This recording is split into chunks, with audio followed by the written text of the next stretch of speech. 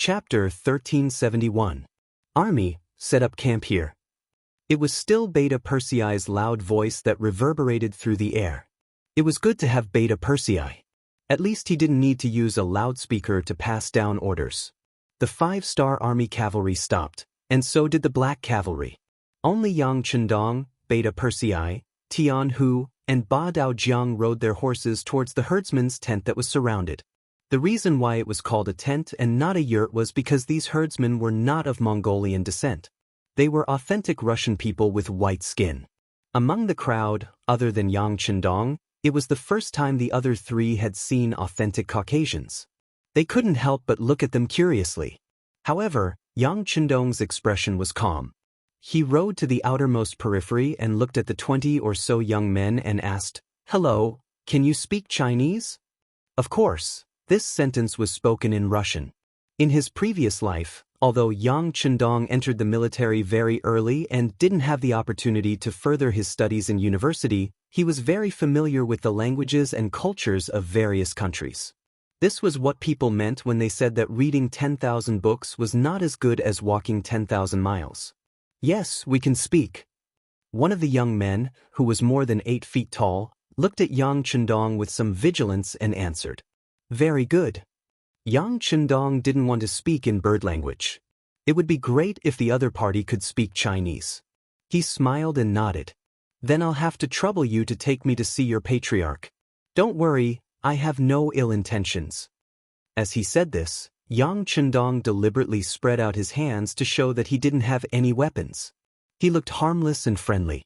In fact, Yang Chendong really didn't have any intention of doing anything to these people.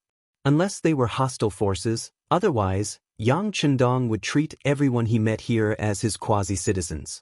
He could become a member of Xianxia at any time.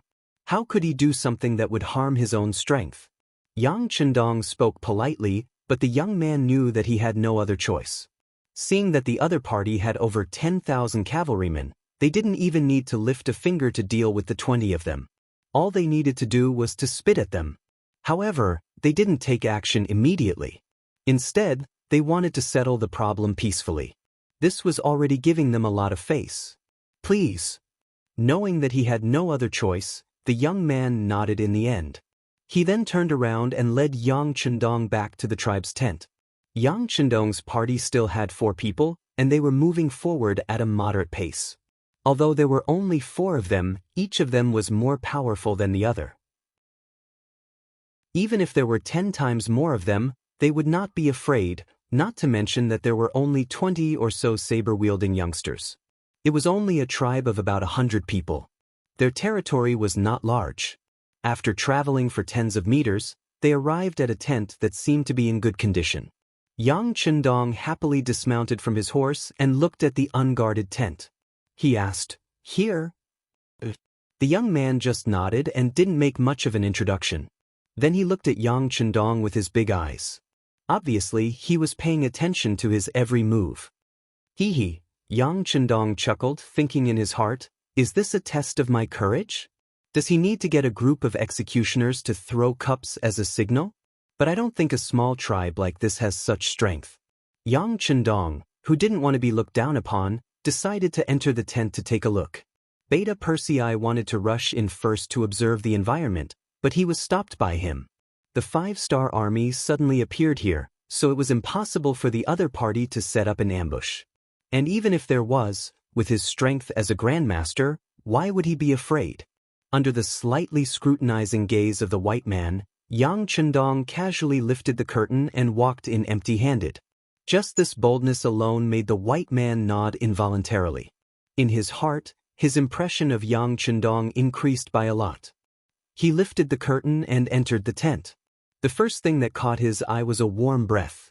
With just a quick glance, Yang Chendong calculated that there were at least 30 people in the tent. Among them, women and children were the most, and the elderly were the least. Among them, the old man sitting in the middle of the tent stood out even more. Unlike the other people in the tent, when the other people's faces were filled with fear, the old man in the tent was calmly looking at Yang Chendong. Yang Chendong was also looking at the old man. He had a feeling that this old man must have a story. At least, he should have seen a lot of life and death situations. Otherwise, he wouldn't be so calm. Both sides were looking at each other, but no one spoke first. After about 10 breaths of time, Beta Persei finally couldn't help but shout outside the tent, "Young master, are you okay?" "I'm fine, go get some food and drink and send it in," Yang Chendong said without turning his head.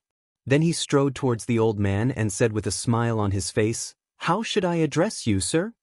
The old man had never seen such a calm and collected person entering the tent alone in his entire life.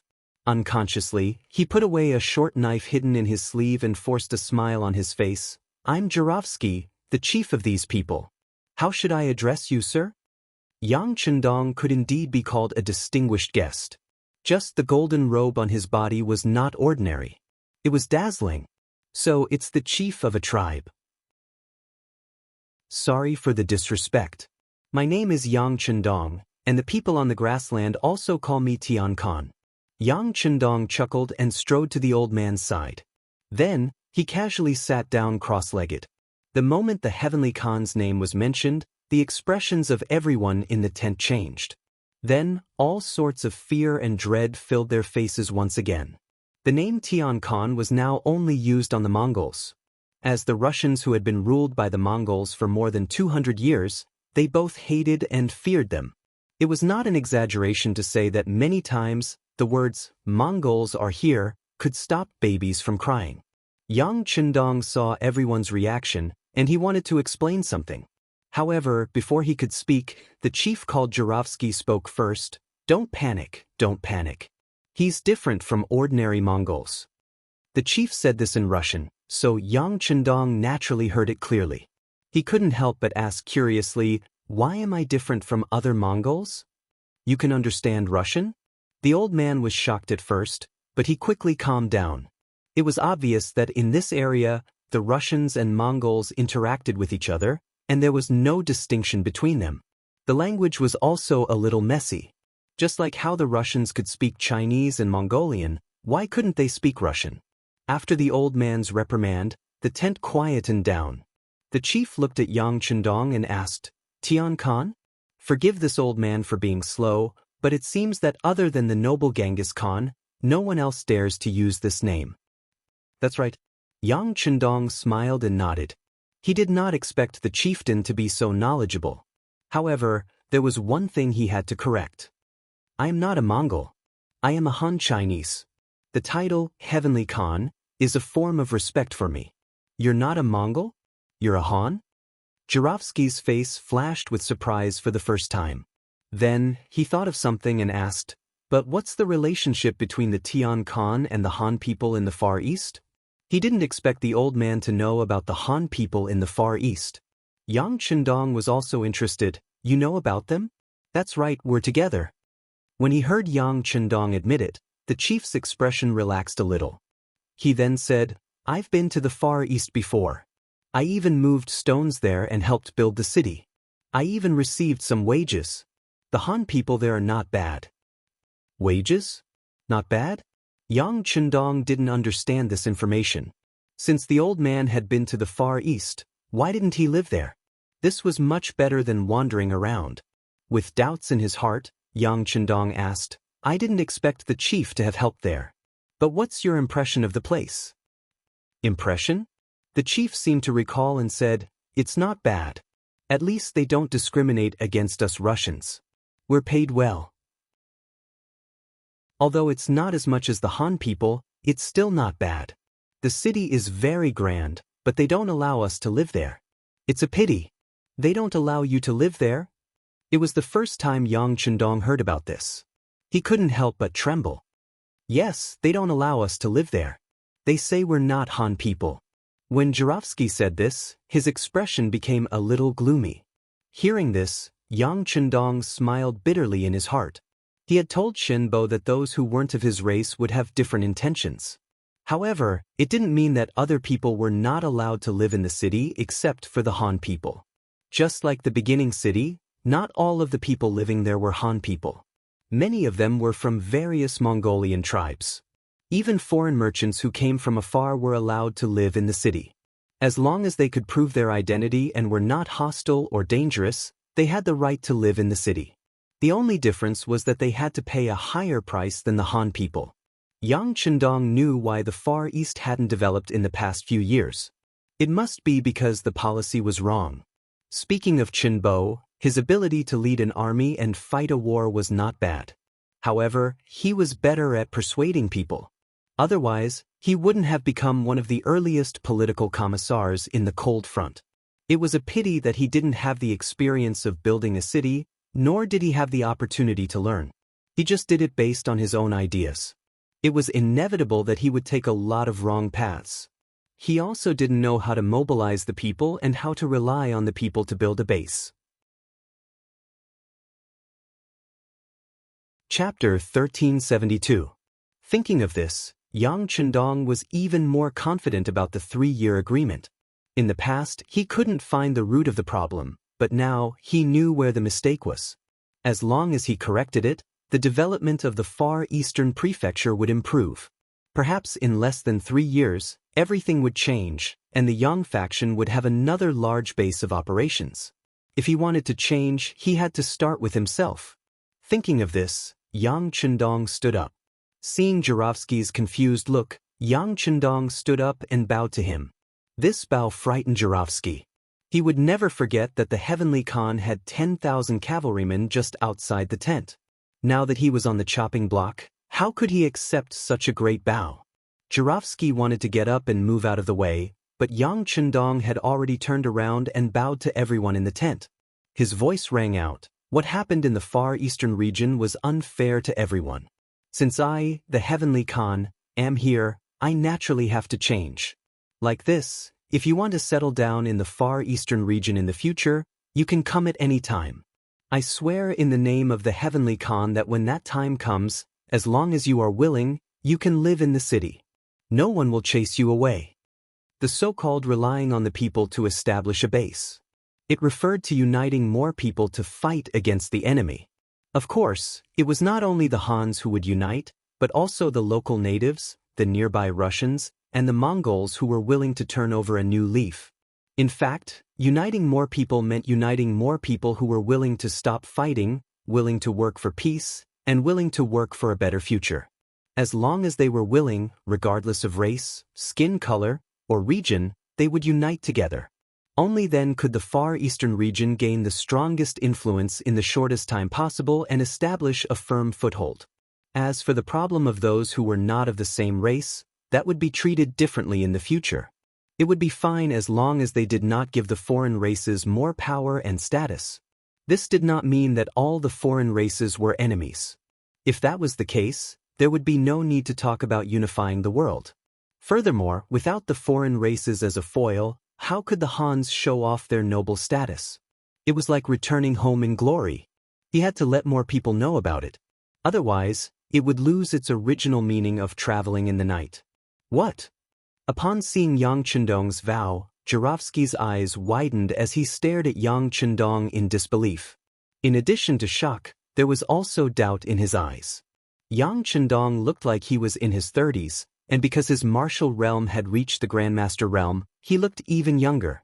Could such a young man really do what he said? Most importantly, he didn't have the final say.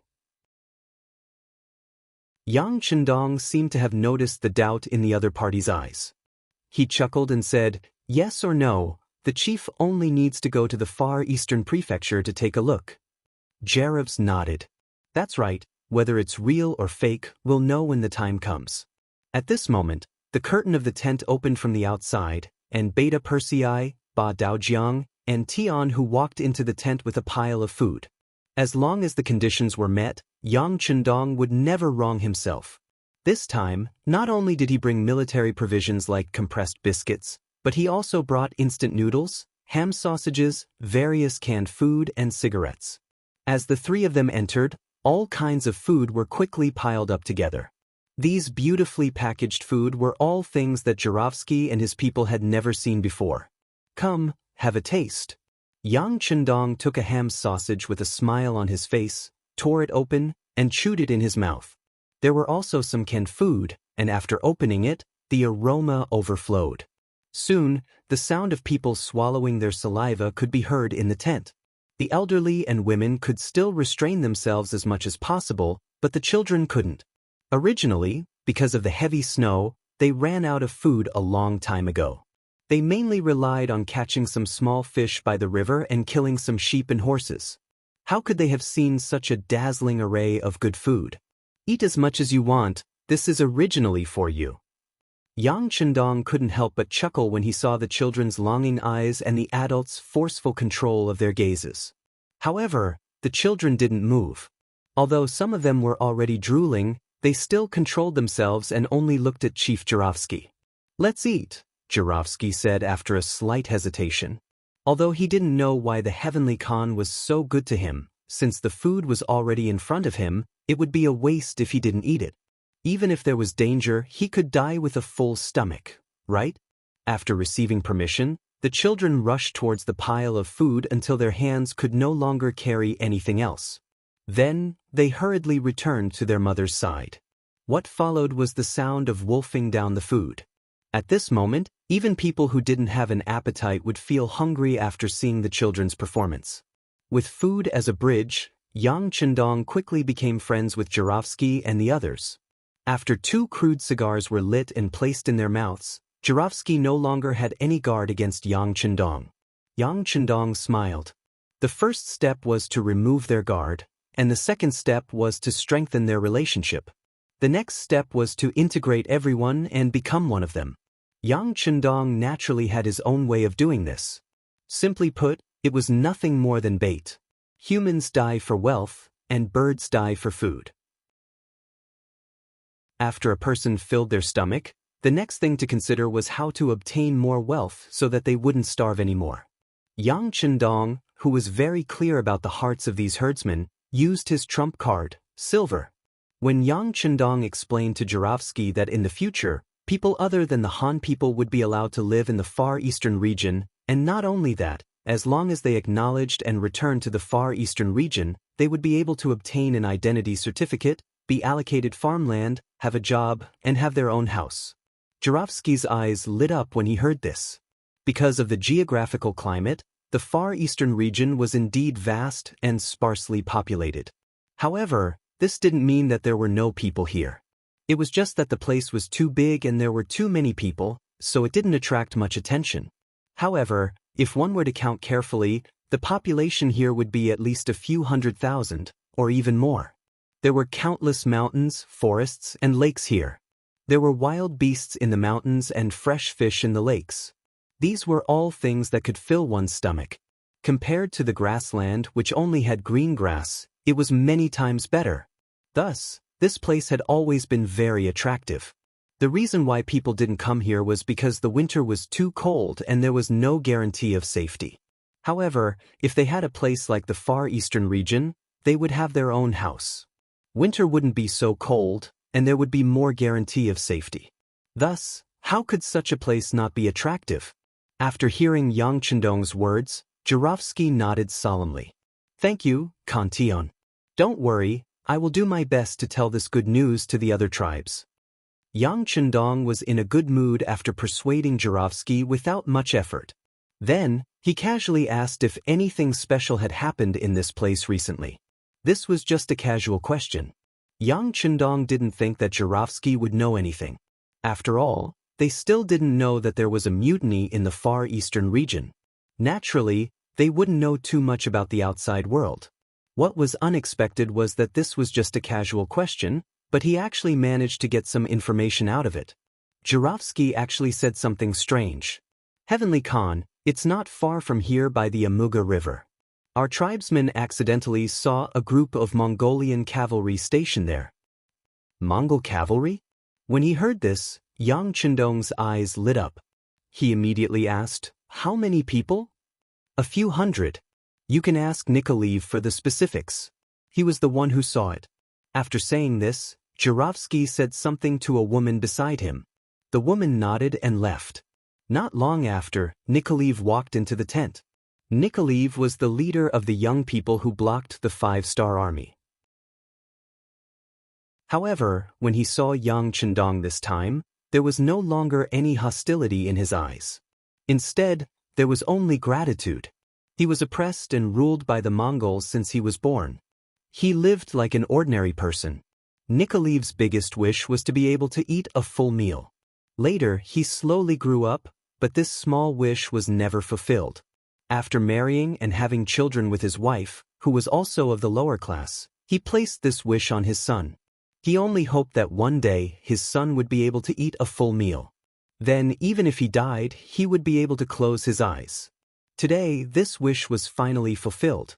Just now, he saw his only son eat a lot of food until he couldn't eat anymore. When he was about to vomit, he cried. Ever since he was young, no matter what difficulties he encountered, even if he didn't eat for a few days, he had never cried. He still used all his strength to fight against fate. However, when he saw his son eat a full meal and his stomach bulge, he finally couldn't control his tears. He felt that his life was worth it. His wish was fulfilled. It was all thanks to Yang Chendong. Now that his benefactor had something to ask him, he naturally didn't hide anything. He told Yang Chendong about how he saw a group of Mongol cavalry a few days ago when he wanted to make something for his son to eat. Chapter 1373. There are about 300 of them. Everyone is riding a horse and carrying a sword. They are like the Khan soldiers. But they are not as strong as the Khan soldiers. Many of them look like they are emaciated and their clothes are old. As a poor man, Nikolev was very attentive to details. After his description and Jurovsky's judgment, he finally determined that these people should be the Mongolian cavalry. Looking at their flags, they should belong to the Khan of Siberia's soldiers and should be in the reconnaissance category. This should be a group of Mongolian cavalry. Their mission was to be in charge of guarding the perimeter while keeping an eye on any suspicious targets. Once confirmed, they would call their friends and surround them. Phew! Yang Chendong let out a sigh of relief. With just this group of Mongolian cavalry, Yang Chendong could at least conclude that Chenbo and the others were fine. Otherwise, these cavalrymen under the Siberian Khan wouldn't be so careful and set the perimeter so far away. Are you willing to take us to find these Mongolian cavalry? Since he knew the whereabouts of the enemy, Yang Chendong naturally would not let it go so easily. His gaze fell on the young man Nikolev and asked. Nikolev's face was a little nervous, but his answer was still straightforward. Yes, I am willing to serve the Khan. He did not understand the 5-star army, nor did he understand Yang Chendong. Nikolev did not know what the consequences would be if he refused. If he angered the Khan, he was afraid that a simple order would be enough to kill all of his people. But, come, take out some refined salt and sword for our friends. After Yang Chendong received a satisfactory answer, he laughed and waved his hand. Beta Persei turned around and left. Not long after, he brought the Black Cavalry to Chief Jurovsky with a few bags of well-packed refined salt and weapons. Refined salt, high-quality refined salt. Jurovsky unceremoniously opened the bag with the dagger in his hand. When he put his finger back into his mouth, he couldn't help but shout excitedly. In ancient times, salt and iron had always been the exclusive property of those in power. It was also one of the items that would not be exported or traded. And in remote places like the Far East, it was impossible to see them. Occasionally, some table salt would appear, but it was also coarse salt. Not only was its quality extremely poor, there were also many impurities in it. Good quality ones could be exchanged for several horses and sheep in one bag. Even so, it was not easy to get some. They were treated as treasures by the tribes. Yang Chendong had given him 4 bags, and each bag weighed at least 50 pounds. That was more than 200 pounds, and Jurovsky couldn't help but be excited. Jurovsky wasn't the only one who was excited. Nicholas and the others were also very excited. At this time, when they looked at Yang Chendong, there was a hint of trust in their eyes. With just this salt and iron, what was the point of selling their lives to the other party? It had to be said that in such a remote and bitter place, a human's life was the most worthless existence. Sometimes, for a mouthful of food, there would be people who would sell their dignity, strength, and life. Yang Chendong was willing to give out these things. In a sense, Nicholas' life already belonged to him. Without disturbing the celebration of this small tribe, Yang Chendong left the place. While ordering the army to rest, he also called Commander Tian Hu over and told him to prepare to send out a group of cavalry to follow Nicholas to the Amerga River and take down the hundreds of Mongol cavalry. Just treat it as interest. Thinking about how the Far East province had suffered heavy losses from the surprise attack, a murderous intent flashed across Yang Chendong's eyes. It had always been him finding trouble with others. Since someone dared to provoke him, he definitely couldn't let them go. That night, this small Russian tribe didn't sleep at all. They surrounded the salt and iron just like that. Some of the young men also changed their rusty iron weapons under Jurovsky's orders and took out sharp cavalry swords. At this time, the things that Yang Chendong gave them were the hope of their tribe. They definitely couldn't lose them. Nicholas wasn't part of the people protecting the salt and iron. Not only him, but there were also 4 other people who didn't participate in the guard duty last night. Under Jurovsky's orders, they had a good night's rest. Today, they would follow the Heavenly Khan to deal with the Mongol cavalry. When Yang Chendong walked out of the tent in the morning, he was also full of energy. After reaching the Grandmaster realm, Yang Chendong could sleep peacefully in any environment as long as he wanted to. This was one of the main reasons why he was full of energy. Tian Hu had already brought 1,000 cavalry and was ready to set off at any time. This time, he was going to personally lead the army to kill the enemy, leaving behind Division Commander Te Mu with a sad expression.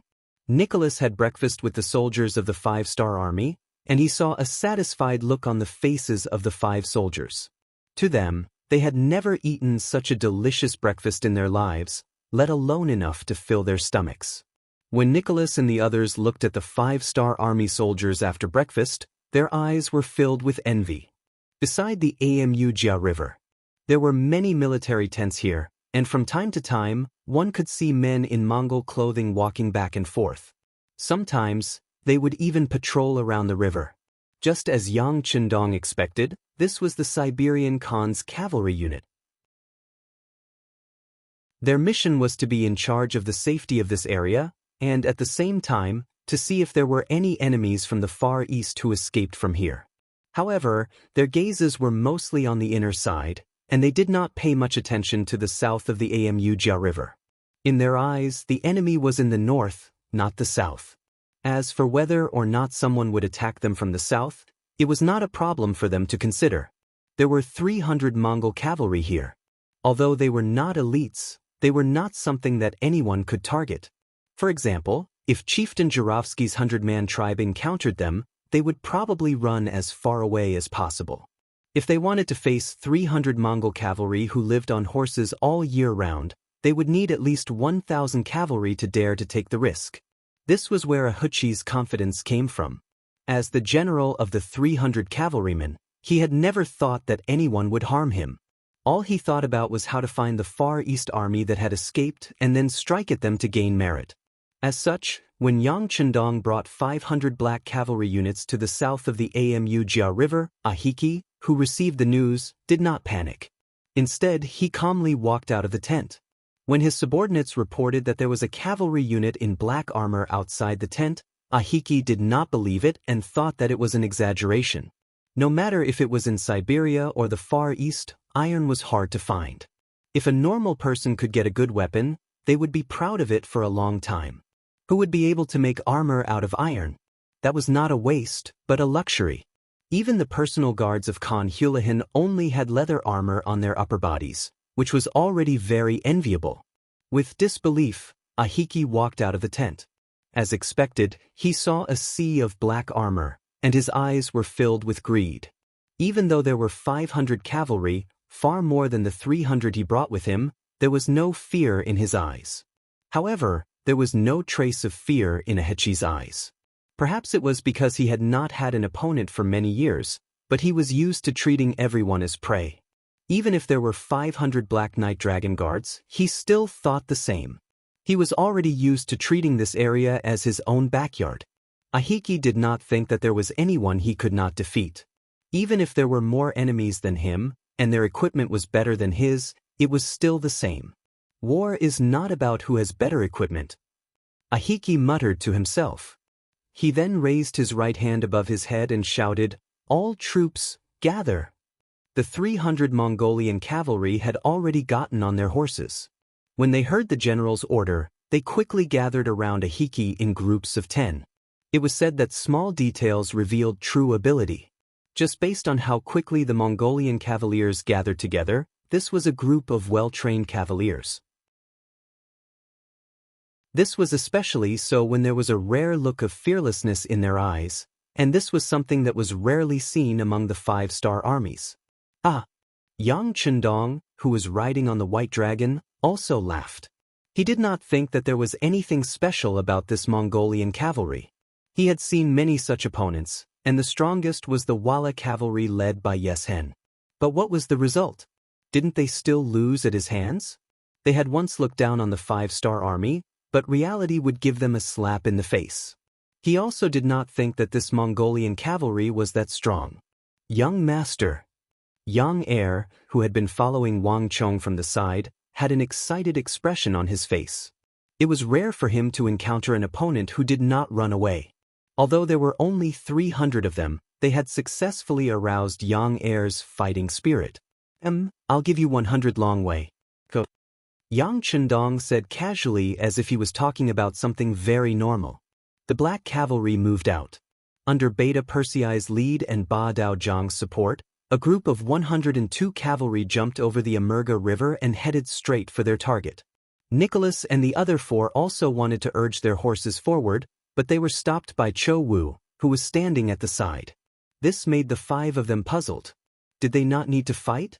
After Yang Chendong took out a large amount of salt and iron to give to his tribe, Nicholas and the other 4 had already sold their lives to the 5-star army.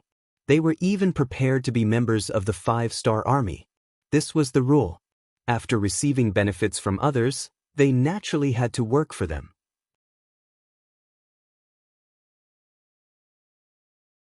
Chapter 1374. The 5 of them were even prepared to die in battle. However, when Qiu Vi stopped them, the 5 of them realized that the 5-star army was different from other armies. They did not need them to risk their lives. Could it be that they were really helping their tribe for free? The other 4 people were led by Nikoliv. After being stopped, their gazes naturally fell on him. Let's wait and see. Nikoliv, who was also at a loss, could only say this. At the same time, he looked at the battlefield. He could not understand why the 5-star army only sent out 100 cavalry even though they had more people. What was the reason for this? Very quickly, Nikoliv had an answer. Everything that happened on the battlefield told him that there was only one reason why the 5-star army only sent out 100 cavalry. These Mongol cavalry were not worth sending out more cavalry. The black cavalry leaped over the river and the distance between the 2 sides was getting closer and closer. When they were less than 4 li away, Ahuchi shouted, 100 cavalry on each side, charge. Ahuchi thought that he had seen through the situation and that the enemy had sent out 100 cavalry to test the waters. This was his chance. He only needed to kill these 100 cavalry as quickly as possible and take advantage of the fact that the enemy had not reacted to the situation to kill them. Then the situation would be settled. When he thought about how the enemy's black armor would increase his army's combat strength by at least 50%, he began to laugh maniacally. It was truly a blessing from the gods that such a good preparation was placed in front of him. There was no reason for him not to accept it. On the battlefield, the 200 Mongol cavalry shouted and made all sorts of noises. They spread out and surrounded the 100 black cavalry. Although there were only 200 of them, because their formation was too spread out, it actually gave off a strong momentum. They either went towards the left wing or the right wing. Some even went towards the middle. The sabers in their hands continuously spun as they prepared to strike. On the other hand, the 100 black cavalry soldiers also spread out. With Beta Persei, Ba Daozhang, Peng Yu, and the others at the tip of the arrows, they formed groups of around a dozen people, and they tore through the air like arrows that left their bows. They headed straight for Ahuchi, who was protected by 100 Mongolian cavaliers. It was as if no matter where the wind blew, he would just go all the way. Fire! Fire! Ahuchi's face revealed a trace of panic when he saw that the incoming enemy did not care about being surrounded and instead went straight for the root of the problem. Although there were only 100 of them, for some reason, they gave him a great sense of pressure. It was like being stared at by a wild beast on a grassland. With a command, the 100 cavalrymen beside him quickly took out their strong bows, knocked their arrows, and began to shoot. Whoosh, whoosh, whoosh, arrows pierced through the air unceasingly, their target being the 100 black cavalry soldiers who were charging straight at them. At the same time, a large number of Mongolian cavaliers also surged in from the left and right of the black cavalry. It was not an exaggeration to say that there was an ambush from all sides. At that moment, the black cavalry had already met with dozens of Mongolian cavaliers in front of them. Their black clothes and black armor allowed them to ignore normal arrows. At that moment, they only needed to swing their swords and kill the enemies who were charging at them. Clang, clang, clang. The Black Knight Dragon Guards did not show any signs of slowing down, nor did they make any movements to dodge. They allowed the arrows to hit their bodies, and the sound of metal clashing could be heard. Then, the sabers in their hands clashed with the sabers of the Mongolian cavalry in front of them. Then, an unbelievable scene appeared. The Mongolian cavaliers who were riding on their horses with ferocious expressions were stunned on the spot. It was as if their acupoints had been sealed. They did not move at all and allowed the black cavalry soldiers beside them to jump past them as if they did not know what was going on. This scene shocked Nikolaev, who was watching the battle. This scene shocked Ahuchi, who was commanding the battle. This scene shocked the Mongolian cavaliers who were flanking them from the left and right. A scene that should not have happened on the battlefield happened just like that. But everyone knew that swords and sabers had no eyes on the battlefield. Often, the outcome of a battle could be decided in an instant. There was absolutely no room for the slightest bit of absent-mindedness or carelessness because it often meant that one was already walking together with the god of death. But now, it was not just one Mongolian cavalier, but dozens of Mongolian cavaliers who were standing there. It was as if a spell had been cast on them and they did not move at all. This scene was so real that it caused everyone who saw it to have a big question in their hearts. They could not help but ask in their hearts, "What is going on? What is going on now?" While most people were still confused, Beta Persei led the black cavalry and did not stop charging forward. They continued to charge forward bravely, and soon, they reached Ahuchi's camp and stood in front of the Mongolian general. Kill! Ahuchi was also puzzled as to why his cavaliers did not move. However, with the enemy before them, he could not care so much. He clamped his legs on his horse and rode forward with his saber raised. When the two sides came into contact, they exchanged 3 saber blows in an extremely short period of time. Only the most elite cavaliers could achieve such a speed. Only the veterans who were one with their horses could do it so skillfully. The black cavalry slashed 3 times in a short period of time. Ahuchi and the others who were passively defending also blocked 3 saber blows. A huge force traveled down the saber to their arms, causing the arms of the 100 Mongolian cavaliers to tremble uncontrollably. Shock rose in their hearts. Not only was the speed of their opponent's saber extremely fast, the strength was also extraordinary. He was definitely a tough opponent. Before the shock in their hearts could completely disappear, an even more shocking scene appeared. After blocking the 3 slashes, they were shocked to find that the sabers in their hands had actually broken into 2. This sudden scene shocked everyone, causing them to be at a loss for what to do. They were completely shocked, just like the dozens of Mongolian riders earlier. Their minds were blank as they sat on their horses, forgetting everything. How could they have known that the Black Cavalry Dragon Guards had already changed their weapons to divine sabers? This was something that Yang Chendong had specially brought out from the military factory in Crimson City. As Yang Xie gained more and more iron ore, his forging skills continued to improve. The quality of the sabers also increased greatly. Every new divine saber lived up to its name. Not only were the sabers thinner and lighter than normal sabers, they were also sharper and had reached a state where they could cut through iron like mud. In just 3 saber blows, they were able to cut the enemy's saber in half. This showed how powerful and tough the saber was. "Get down from your horses." Beta Persei and the others, who had succeeded in one strike, reined in their horses. Then, they swung their arms and used the backs of their sabers to smack down on the backs of the Mongolian cavaliers who were still standing on their horses with shocked expressions. Under the powerful force, the Mongolian cavaliers who were unable to defend themselves in time fell down from their horses like dumplings. 100 Mongolian cavaliers, including a Hachi, were all captured at the start of the fight. This sudden scene also shocked the Mongolian cavaliers who were charging over from both sides. In their eyes, a Hachi and the others were captured the moment they came into contact with the black cavalry. How did this trick work? They really could not understand it. It was only when the dozens of Mongolian cavaliers who were fighting against the Black Knights and Dragon Guards on the battlefield suddenly shouted and ran in all directions with their broken sabers in hand that the other Mongolian cavaliers noticed that the weapons in their comrades' hands had been broken into two at some point in time.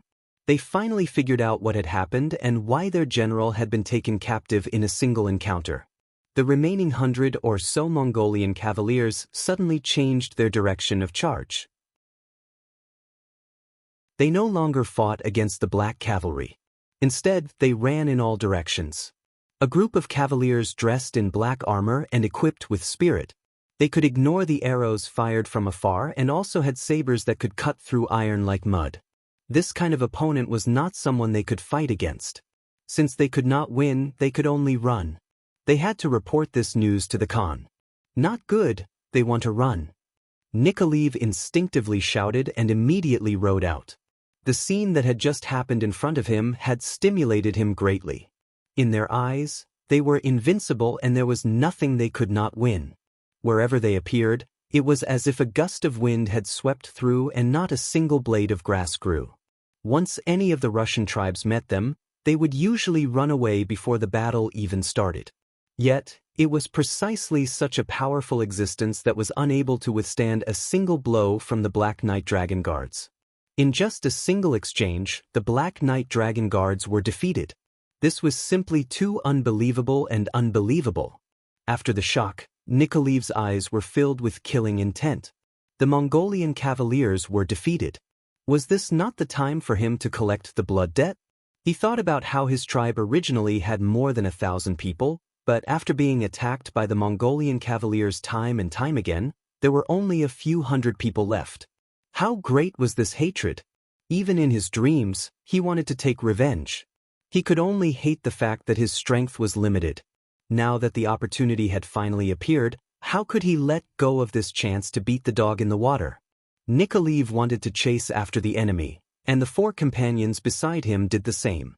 However, before they could truly run out, arrows tore through the air and landed on the Mongolian cavalrymen who were trying to escape one after another or on their warhorses. Tian, who appeared with 1,000 cavaliers. They had been lying in ambush for a long time in order to surround the enemy and not give anyone a chance to escape.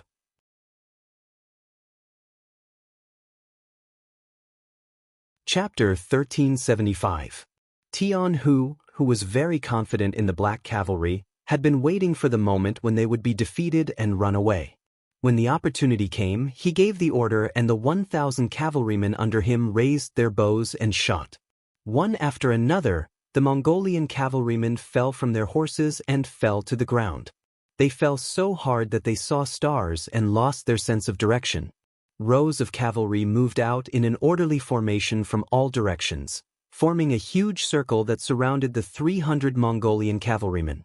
It also made some of the Mongolian cavalrymen who had just climbed up from the ground and wanted to escape despair. Capture them all, kill those who resist. After Tian, who was wearing a purple cape, gave the order, the elite cavalrymen under him quickly went forward and restrained the Mongolian cavalrymen who fell to the ground one after another.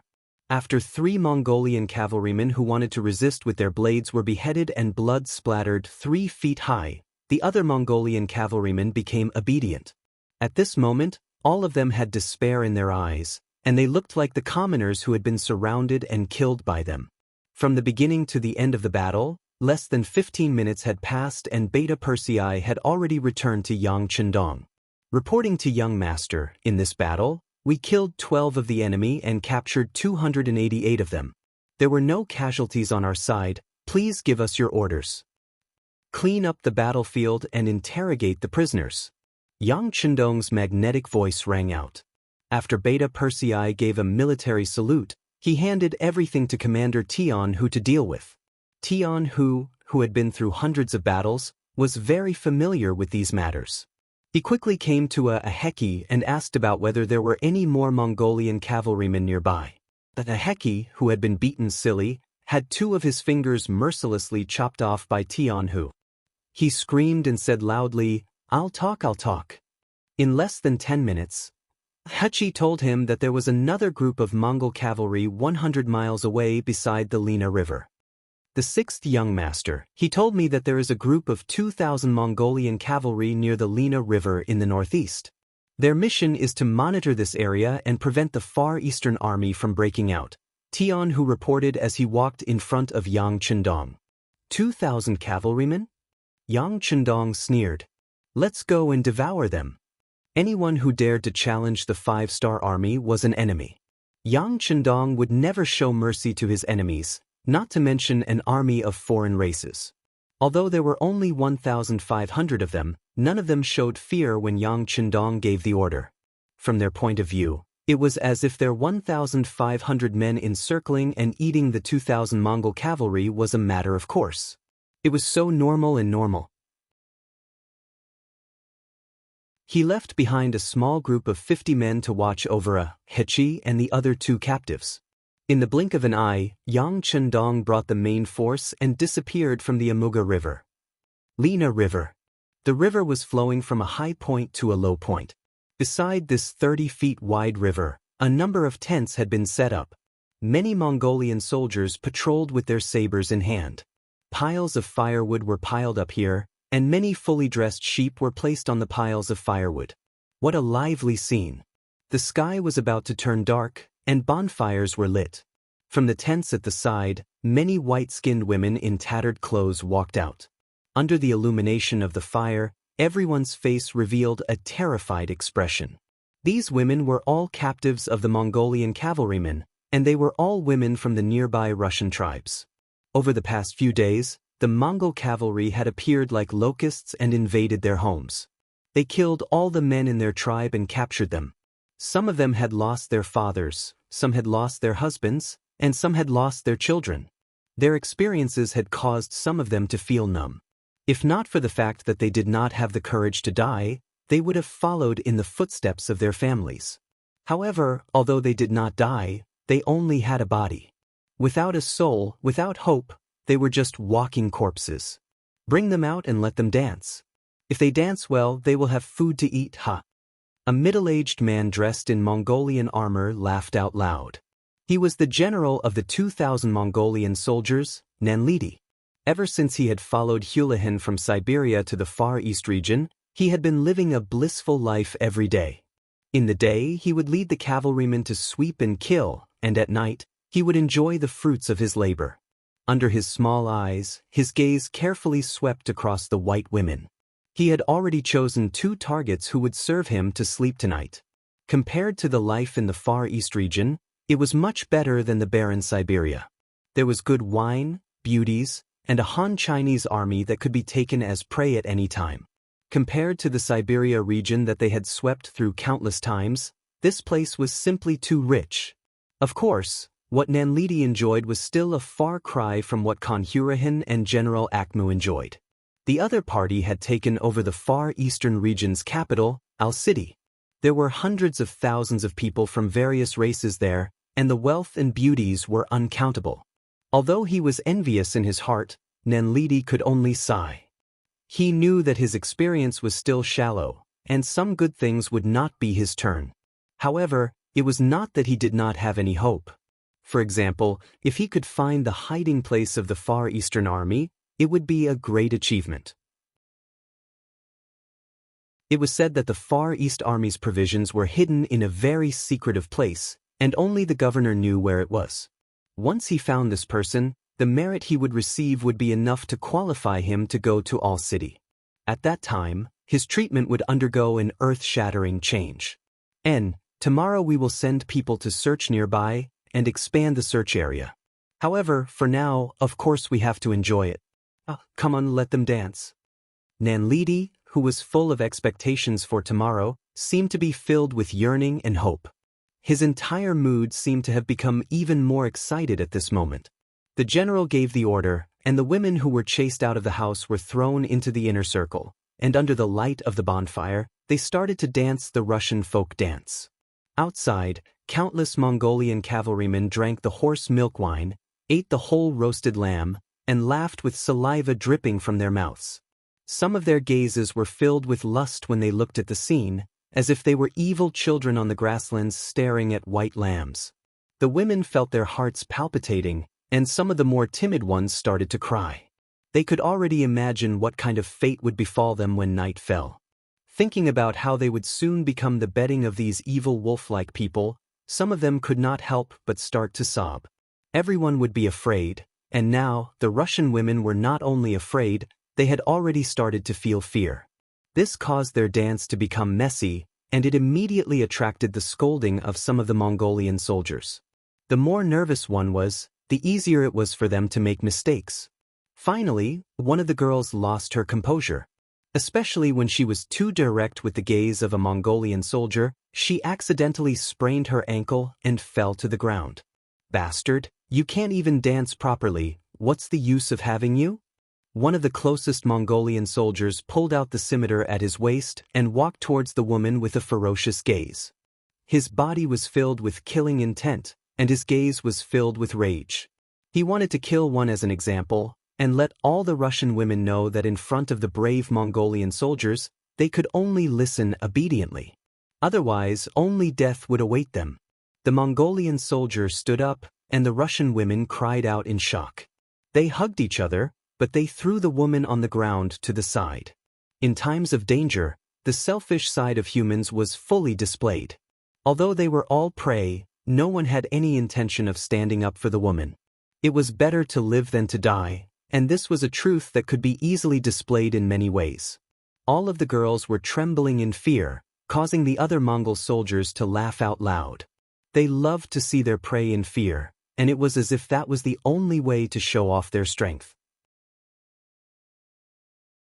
The Mongolian soldier who stood up had already pulled out the scimitar on his body, and in a few steps, he arrived in front of the Russian woman on the ground. What he saw was a pleading, pitiful, and helpless gaze. However, at this moment, it was as if he did not see it. In these few days, he had already killed 2 Russians, and he was no longer afraid of killing. On the contrary, he could even feel a trace of pleasure from it. Sometimes, killing could be addictive, especially when the prey did not dare to resist, and was at his mercy. That kind of feeling was indescribably wonderful. The Mongolian soldier raised the scimitar in his hand, and his face was filled with smiles. Then he swung the scimitar down, and he could not wait to see the woman covered in blood and struggling on the ground. The other Mongolian soldiers did not move, and it was as if they were already used to this scene. They were still waiting for the scimitar to fall, and as long as this woman died, the other Russian women would definitely be more obedient. Later on, wouldn't they be able to do whatever they wanted, and they would be at their mercy? Unknowingly, everyone's gaze landed on the Mongolian soldier, and they were waiting for what was about to happen. However, 1 breath passed, 2 breaths passed, and that scimitar did not fall. It wasn't until 3 breaths later that someone suddenly shouted, "Where did the bow and arrow come from?" Not good, enemy attack. Under the illumination of the bonfire, an arrow with a trembling tail appeared on the back of the Mongolian soldier. At this moment, a quarter of the arrow had already entered. Previously, because of the angle, no one noticed it, but now that they saw it clearly, some of the experienced soldiers began to shout.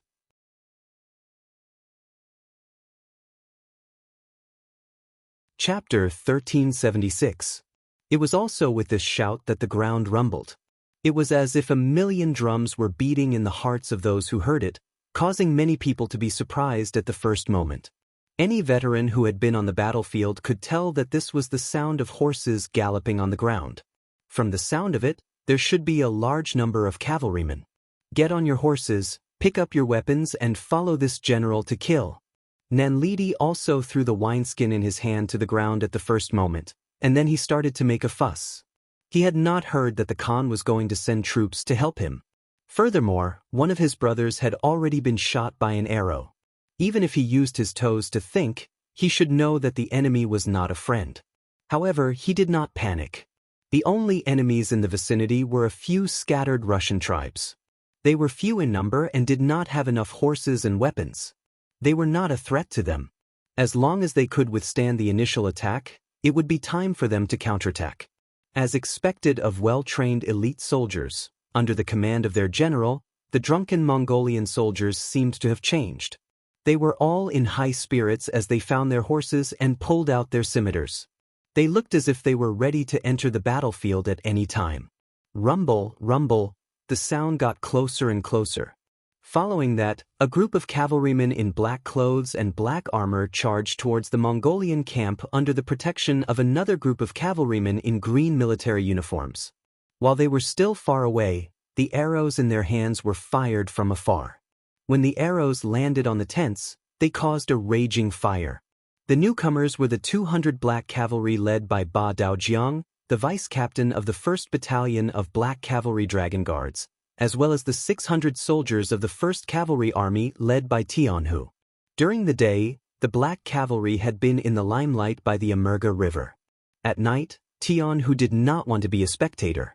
He took the initiative to ask for battle, and Yang Chendong allowed him to bring 600 soldiers. As for the other Black Cavalry and the 1st Cavalry Army, they surrounded the perimeter to prevent the enemy from escaping. Before Yang Chendong found the enemy's main force, he did not want his whereabouts to be known by others. When Tianhu and Ba Daojiang appeared, it was as if a dark cloud had gathered. With the best weapons, the strongest horses, and the strongest physique, the 5-star army charged into the Mongolian camp as soon as they appeared, showing their tyrannical and domineering side. Without any time to prepare, there was no way to counterattack. The 5-star army arrived in front of them. The lit tents and the bonfires on the ground became the guiding lights, illuminating the surroundings and giving the 5-star army directions, allowing them to kill in all directions. One after another, the Mongolian soldiers who had yet to find their horses were hacked to the ground. One after another, the Mongolian soldiers who wanted to counterattack realized that the scimitars in their hands were quickly broken into two, becoming useless objects.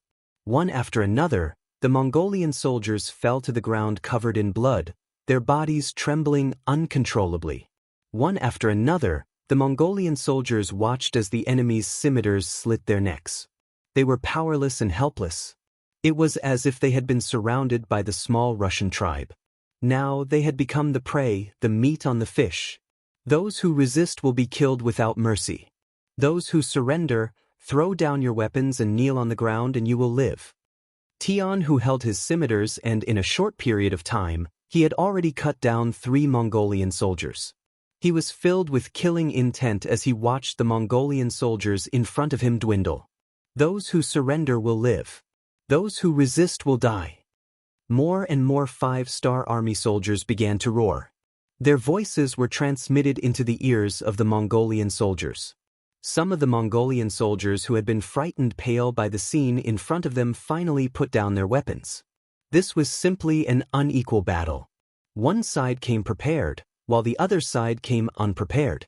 One side was preparing their troops, while the other side was immersed in wine and women.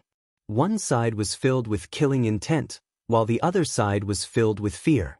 One side was like a hot knife through butter, while the other side was defeated like a mountain. Under such a situation, if they continued to resist, they would only die. Just like those Russian girls who knew that it was hard to live, but did not want to die, these Mongolian soldiers were the same. After knowing that they could live if they surrendered, they did not hesitate to choose the latter. With a large number of Mongolian soldiers kneeling and surrendering, the situation on the battlefield became clearer. In less than an hour, the entire battle had ended. Ba Daojiang and Tianhu began to clean up the battlefield. The Russian girls who had been captured stood together, the Mongolian soldiers who had surrendered squatted together, and the corpses of the Mongolian soldiers who had been killed were carried together. Under the illumination of the flames, the Russian girls looked at their surroundings in panic. To them, the Mongolian soldiers had been defeated, but it did not mean that they were free. No one knew who these Mongolian soldiers were and whether they had any other intentions. If one were to use a phrase to describe their mentality, it would be that they had just escaped from the wolf's den and entered the tiger's den. Rumble, rumble, rumble. The earth trembled once again, causing the Russian girls, who were already worried about their future, to have a drastic change in expression. Could it be that another cavalry was coming? If that was the case, would they be able to survive the battle? On the other hand, the Mongolian soldiers who had dropped their weapons on the ground were pleasantly surprised. More Mongolian soldiers? Could it be their own people? If that was the case, wouldn't they have a chance to retaliate? Some of the smarter ones could not help but raise their heads and look around. With a slash of the saber, a head that was still moving around quickly flew into the air. When the head was separated from the body, blood spurted out and sprayed on the bodies of the surrendered Mongolian soldiers, causing them to tremble uncontrollably. At this moment, they finally realized how ruthless their opponents were. They were even more ruthless than they were. Compared to them who killed without batting an eyelid, these Mongolian soldiers were the demon kings. Don't have any dirty thoughts. Act like you are surrendering.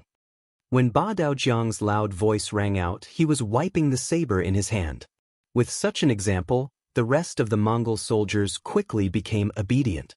Now, even if the battle cries outside shook the heavens, they did not have the courage to raise their heads. After a series of rumbling sounds, another group of Mongolian soldiers entered the battlefield. Yang Chendong, who was dressed in a golden battle robe, entered the battlefield under the protection of the Black Cavalry and the soldiers of the First Army. Behind them, hundreds of men dressed as Mongolian soldiers were hugging their heads as they walked. Among them was the general of this group of Mongolian soldiers, Nanlidi. When the battle started, the situation was one-sided. When Nanlidi saw that the enemy was not friendly and that they were strong, the first thing he did was not to lead his soldiers to retaliate.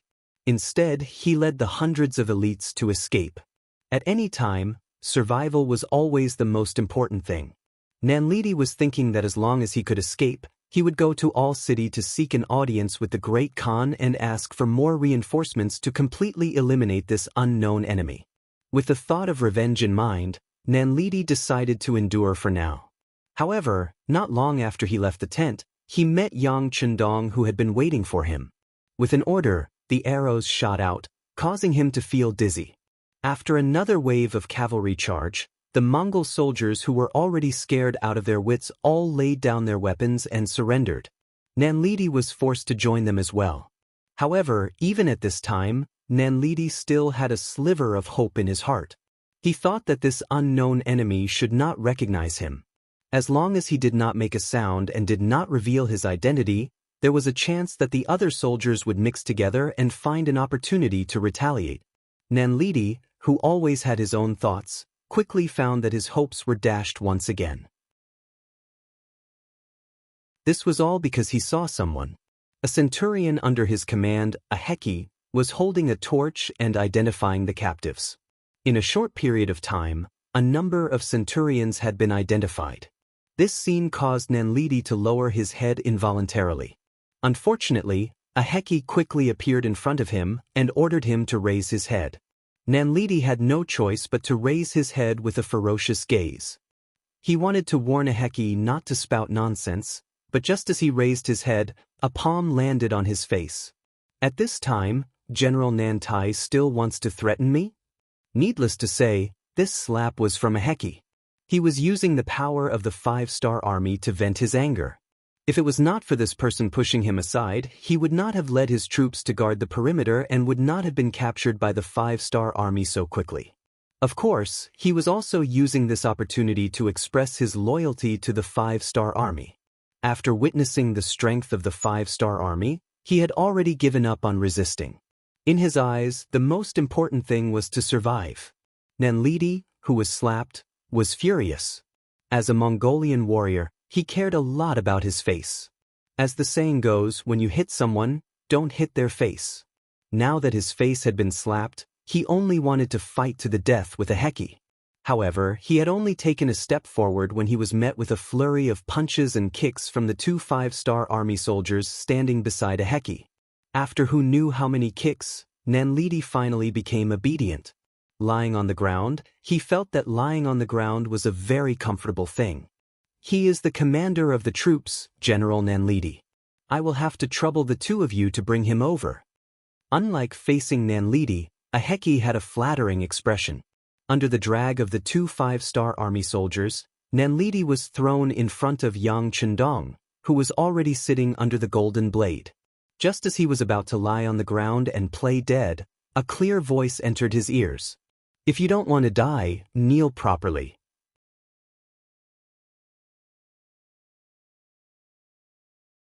Chapter 1377.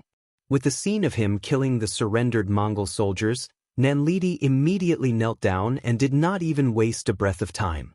The soft feared the hard feared the rash, and the rash feared those who did not care about their lives.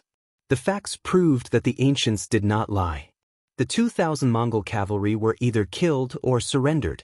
After the matter was tallied, not a single one of them managed to escape. This was because Nanlidi was too careless and did not even send out a single scout. Maybe he thought that he was the king in this world and no one dared to offend him. None of the 2,000 Mongol cavalry managed to escape, and none of the Russian girls managed to escape. The tallied result was that there were close to 400 of them. Among them, there were many women who were close to 50 years old.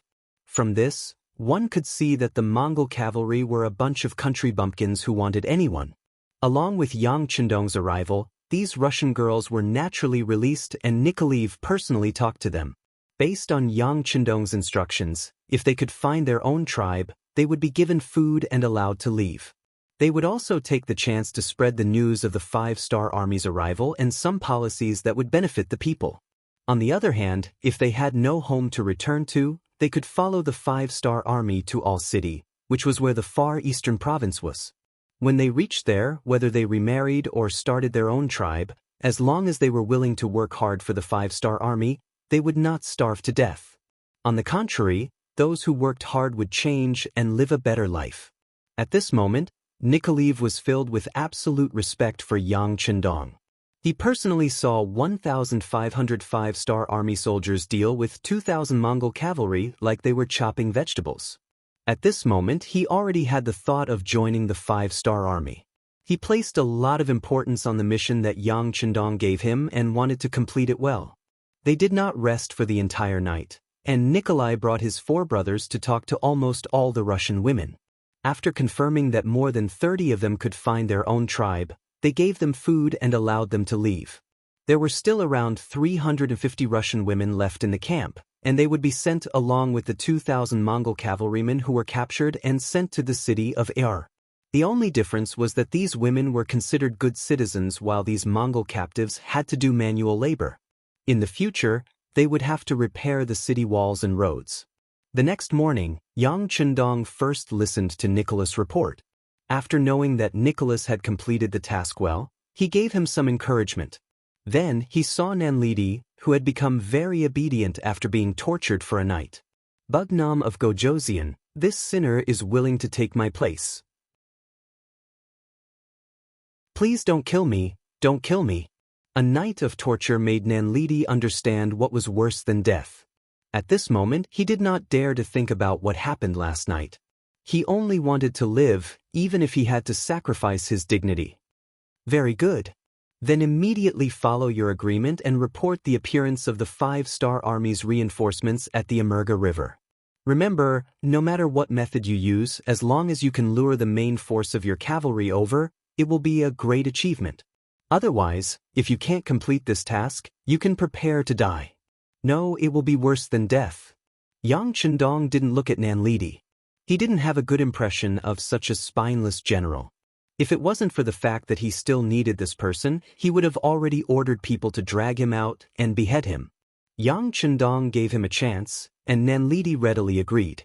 He knew that whether he lived or died, or lived a life worse than death, would depend on the completion of this task. How could he dare to be careless? After he left the tent, he took the initiative to look for a Heki. The 5-star army would not allow him to leave.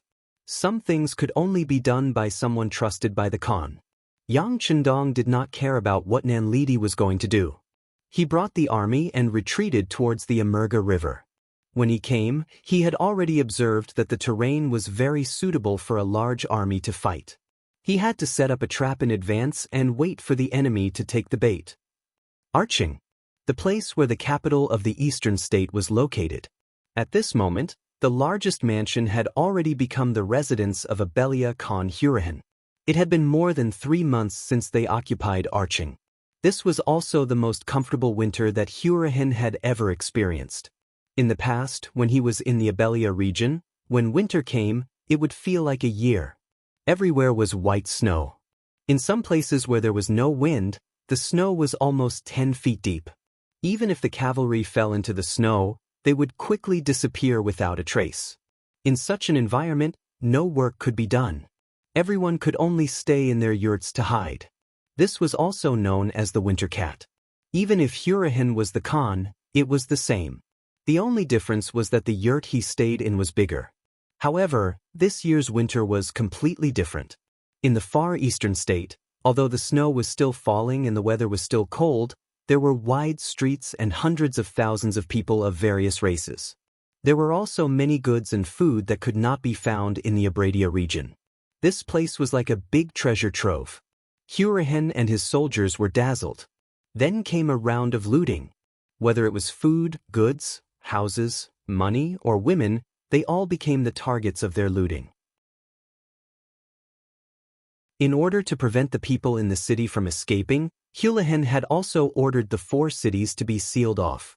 Without his permission, no one was allowed to leave this place. This made Dal City seem like a large sheep pen, where hundreds of thousands of people were kept as their prey. Hurahan, who had never been so rich, could finally eat his fill. He could wear clean and warm cotton-padded clothes. Every night, when he slept, a different woman would warm his bed. Those days were so beautiful that he would not want to change them even if he was given a fairy's body. After 3 months of such drunken stupor, Hurahan had put on a lot of weight. Not only him, but the cavalry under his command had also become much stronger. After getting used to living a good life, he was afraid that he would go back and live a poor life. So, he was troubled. Where was the food in the eastern state? This became a sore point for Hurahan. According to Tang Xing, who had surrendered, there was a batch of relief food in the far eastern region. It was to prevent natural disasters from happening. There were about 1 million dawn of food. If it was only for the 30,000 cavalrymen, it could last them for 10 to 20 years. If they could find this food, wouldn't it mean that they would not have to worry about food for the next 20 years? When he heard this news, one could imagine how excited Hurahan was. But the only fly in the ointment was that other than Governor Qinbo, no one knew where the food was hidden. Hurahan did not believe it and ordered his general, Akmu, to lead his men to search all over the city. Some places were even dug up, but they did not find anything. Seeing that the food in the city was getting lesser and lesser, and if this went on, they would have to rob the people of their food. Hurahan began to panic and had no choice but to increase the search for Qinbo. But Qinbo seemed to have disappeared into thin air. Not only that, but the other 3 division commanders of the Far Eastern Army had also disappeared. Hurahan did not believe that Qinbo would leave just like that. According to Tang Xing, he had injured the governor back then, so he would not be able to escape far with his injuries. Moreover, the eastern state was the result of years of hard work by the governor. He would not give up so easily. Find him. If he is alive, I want to see his corpse. Hurahan called General Akmu, the surrendered general, Tang Xing, and the Russian merchant, Belinsky, who had provided him with important information. In front of them, he slammed his fist on the table and said sternly, "General Tang, has there been any news from the other spies you arranged in the Far Eastern Army?" The furious Hurahan first looked at Tang Xing and asked, "No." Tang Xing shook his head. Tang Xing shook his head. He didn't understand why none of the spies in the army had sent him any news. Could it be that they had been found? That was impossible. How long had it been? Tang Xing was puzzled. But Supreme General Akmu didn't care that much. Seeing that the Great Khan was angry and that he wanted to see the corpse, he naturally agreed. He also said that he would immediately send out more scouts and expand the search area to find the remnants of the Far Eastern province. As a surrendered general, Tang Xing, who had nowhere else to go, also said that he would fully cooperate with General Akmu and search for Chen Bo's possible hiding places to prevent any loopholes. Both of the generals had expressed their stance, which made Hulahin reveal a satisfied expression. Then, his gaze fell on the merchant, Belinsky, wanting to see what he had to say. The real reason why Hurahin was able to conquer the Far Eastern state was because of this Belinsky.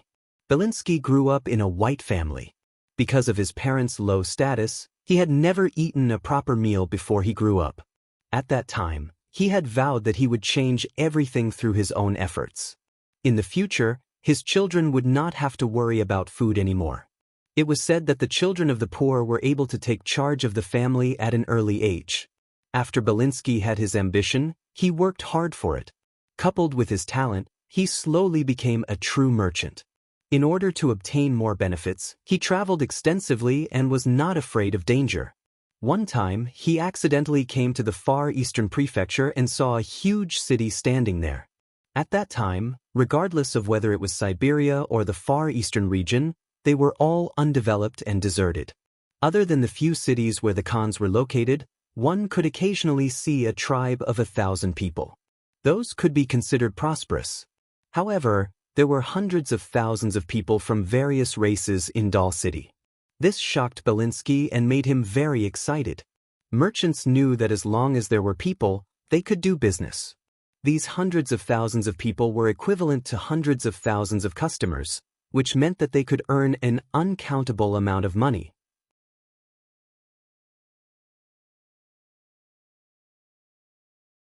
Chapter 1378. In his excitement, Belinsky used his business methods to understand the situation in the city, as well as the prices of the various items in the city.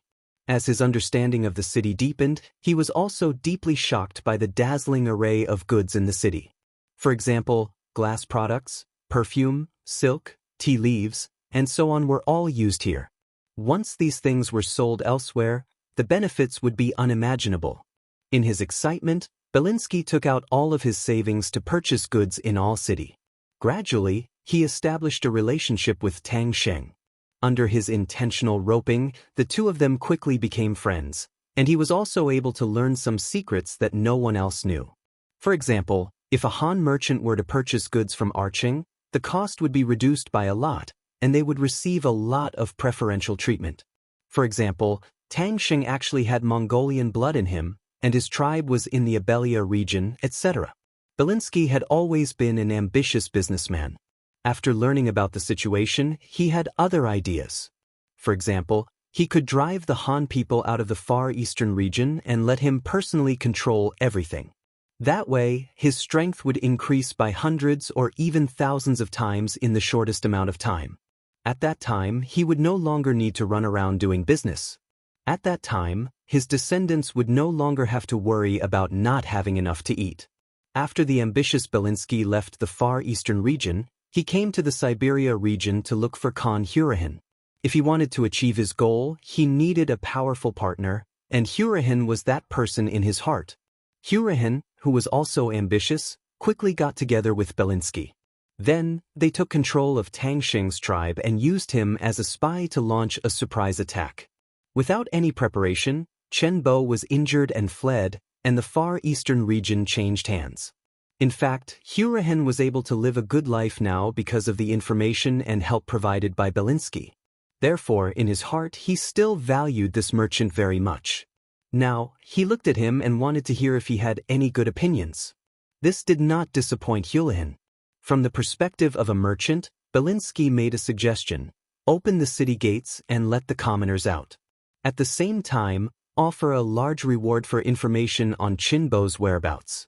No matter who it was, what tribe they were from, or what status they had in the past, as long as they could provide information on Chinbo's whereabouts, they would be rewarded with 50,000 taels of silver. If you can capture him alive and deliver him to me, you will be rewarded with 100,000 taels of silver. Whether it was 50,000 or 100,000, It was not a small number. If they hadn't conquered Arching, even if they sold Hurahan, they wouldn't have been able to gather so much money. But now, he had already occupied the far eastern state. He had plundered a lot of good things here, but he didn't have time to take away the silver. These mere tens of thousands of silver taels were nothing in his eyes. Great Khan, everyone has a greedy heart. As long as we offer a large enough reward, no one will not be tempted. Once the news spreads, we don't have to worry about Qinbo not showing up, Belinsky said confidently. This came from his understanding of human nature. In this world, no one didn't like money. All they had to do was provide information and they could get 50,000 taels of silver. They wouldn't be able to finish eating and drinking for the rest of their lives. Who wouldn't be tempted?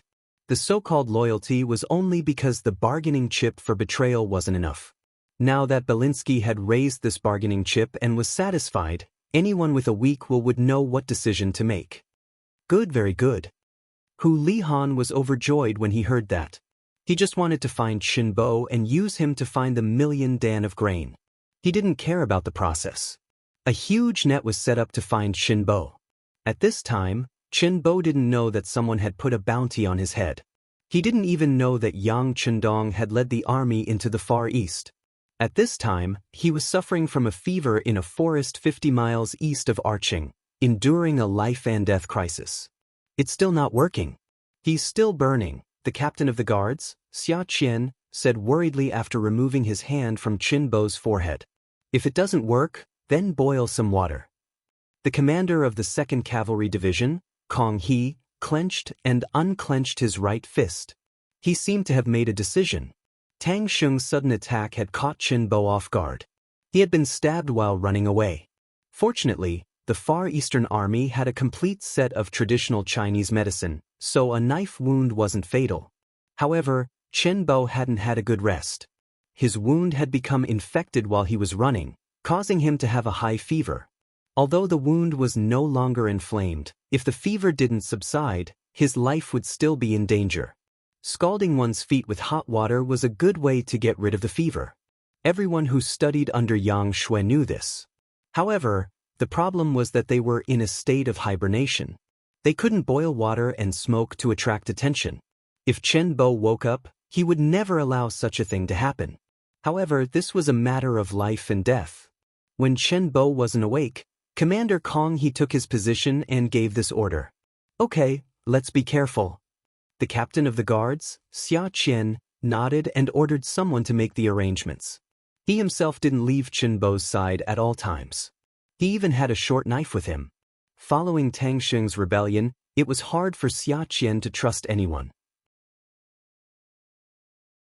Speaking of which, it was precisely because of Tang Sheng's rebellion that Qinbo became vigilant. He firmly grasped the military power in his hands and gave the order when he was running away. Without his military order and tiger tally, even the 3 commanders couldn't mobilize the soldiers of the Far Eastern Army. As a result, the counterattack couldn't be carried out and the 3 divisions could only find a place to hide. If he wanted to turn the situation around, the first thing he had to do was to wake Qinbo up.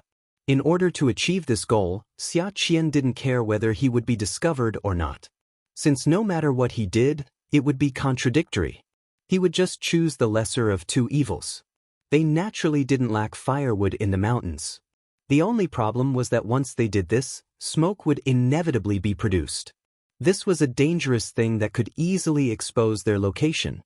As a result, even though the guards were extremely careful, there was still smoke coming out of the forest. It was spotted by the Mongolian scouts who were searching nearby. However, due to the distance, he couldn't immediately go forward to investigate. After thinking for a moment, he turned his horse around and rushed towards a nearby Mongolian army. Just as this Mongolian scout was about to leave, there was another cavalry scout about 8 li away who also saw this scene and left. The hot water was finally boiled. The unconscious Qinbo was supported by Xia Qian as he placed his feet into the tub of hot water. With a cry, Qinbo woke up from the hot water and slowly fainted again. Fortunately, after soaking in the hot water, his body began to sweat. After 2 hours, his body temperature began to drop and Qinbo woke up again. With the fever temporarily gone, Chen Bo's spirit seemed to be much better. With Xia Qian's support, he forced himself to sit up. He first looked at the tub that was still warm and frowned. "You guys started a fire?" "Yes, it was my order." The 2nd Cavalry Division's commander, Kong He, took a step forward and took responsibility. Beside him, Commander Xia Qian also followed up and said, "I also agree." But hearing that they had started a fire, Chen Bo sighed. At this moment he didn't know what to say. However, since the fire had already started, it was too late to say anything. He could only hope that no one would discover them. "All right, let's not talk about this matter. This place could be exposed at any moment. We need to leave this place immediately and look for another safe place. Commander, the 2nd Cavalry Division is nearby. Should we gather with them?" Knowing that the commander would make such an arrangement, Division Commander Kong He volunteered.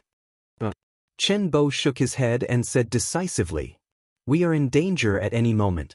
Tang Xing has rebelled. No one knows if there are any spies in the army.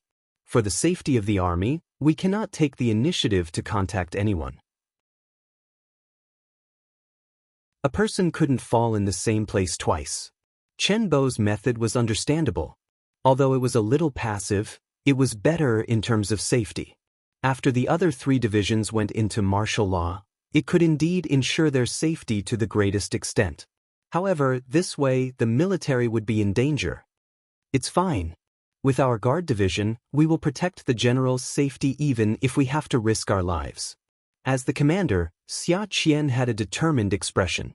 Although the guard division had suffered heavy losses on the way out of Al-Air City, there were less than 200 people left from the original 2,000 people. However, even if there was only one person left, they had to arrange for the general to be sent out. But hearing Xia Qian's attitude, Chen Bo patted the back of his hand in satisfaction. Then, his face was covered by a layer of worry. "Sigh, it's a pity that our radio is broken and we can't contact the outside world. The situation here can't be spread out in time. I think the 6th young master must be worried sick." Chen Bo temporarily regained consciousness. However, it didn't eliminate the possibility of him having a high fever at any moment. After all, the hot water treatment didn't solve the problem. Without a safe environment to rest, the fever could reappear at any moment. Using this time, the guard division made the decision to move. However, just as everyone was packing up and Chen Bo was being carried onto a military stretcher, a soldier hurriedly came to report that there was a large group of Mongolian cavalry outside the mountain. There were at least 1,000 of them. "They found us so quickly?" Whether it was Kong He or Xia Qian, their faces sank.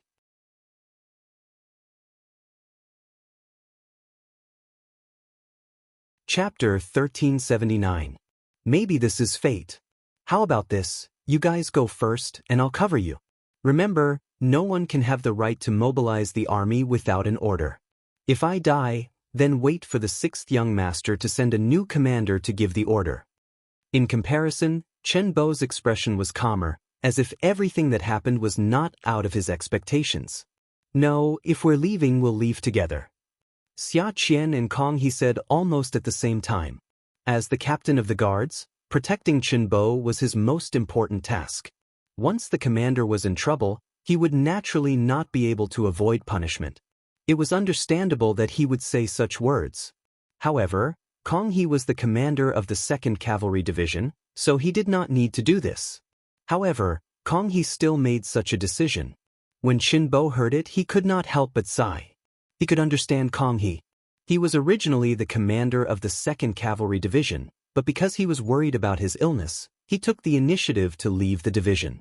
Now, it was not impossible for him to return to the division, but after he returned, he would probably only be able to hide in the dark and would not be able to mobilize the army. After Tang Xing's rebellion, without Chen Bo's orders, even the commander could not mobilize the army. He felt that this commander had no authority. Instead of going back to hide, he might as well kill the enemy here and leave his life or death to the heavens. In fact, Chen Bo used to trust Commander Kong He very much. Otherwise, he would not have arranged for him to guard the nest in the far eastern region when he sent troops to rescue Beginning City. However, since there was a problem with Tang Sheng as the commander, he had given the order that the army should not move without orders, so he had to treat everyone equally. Sighing, Chen Bo knew that it was impossible to chase the two of them away. He could only speak while he was still conscious. Since that's the case, let's move to a safe place now. Let's go. After Xia Qian agreed, he ordered the guards to speed up. At the same time, he sent out scouts to scout the enemy's situation. He wanted to find an opening where the enemy was weak to charge out. There were 1,000 Mongolian cavalrymen surrounding this area. They were quite lucky and were patrolling this area. When they heard the report from the scouts, they rushed over with the intention of giving it a try. Unexpectedly, they really bumped into a big fish. Although he wasn't sure if the person who was surrounded was a general from the Far Eastern region, it was already a great achievement that he was able to fight back. The Mongolian general's eyes glowed with excitement as he said, "Don't be in a rush to attack. We need to surround them before we attack. In any case, we cannot let a single person escape." It had to be said that these Mongol cavalry were quite strong. After roaming the Siberian region for many years, they had unique experience in fighting cavalry in mountainous regions. In this aspect, even the 5-star army that had been through hundreds of battles would not be their match. This was also the main reason why Yang Chendong did not immediately head for Arching, but instead set up an ambush beside the Amuga River. It was because they were good at fighting in the mountains that the 1,000 Mongolian cavalrymen did not take the Far Eastern army seriously. In their eyes, the Far Eastern army was just a defeated opponent. Therefore, after the order was given, they did not rush to surround the Far Eastern army. This made Xia Qian and the others, who were in the middle of the encirclement, very anxious. They were already prepared to fight back with all their might when the enemy charged at them. They were also prepared to look for a weak point to break out of the encirclement.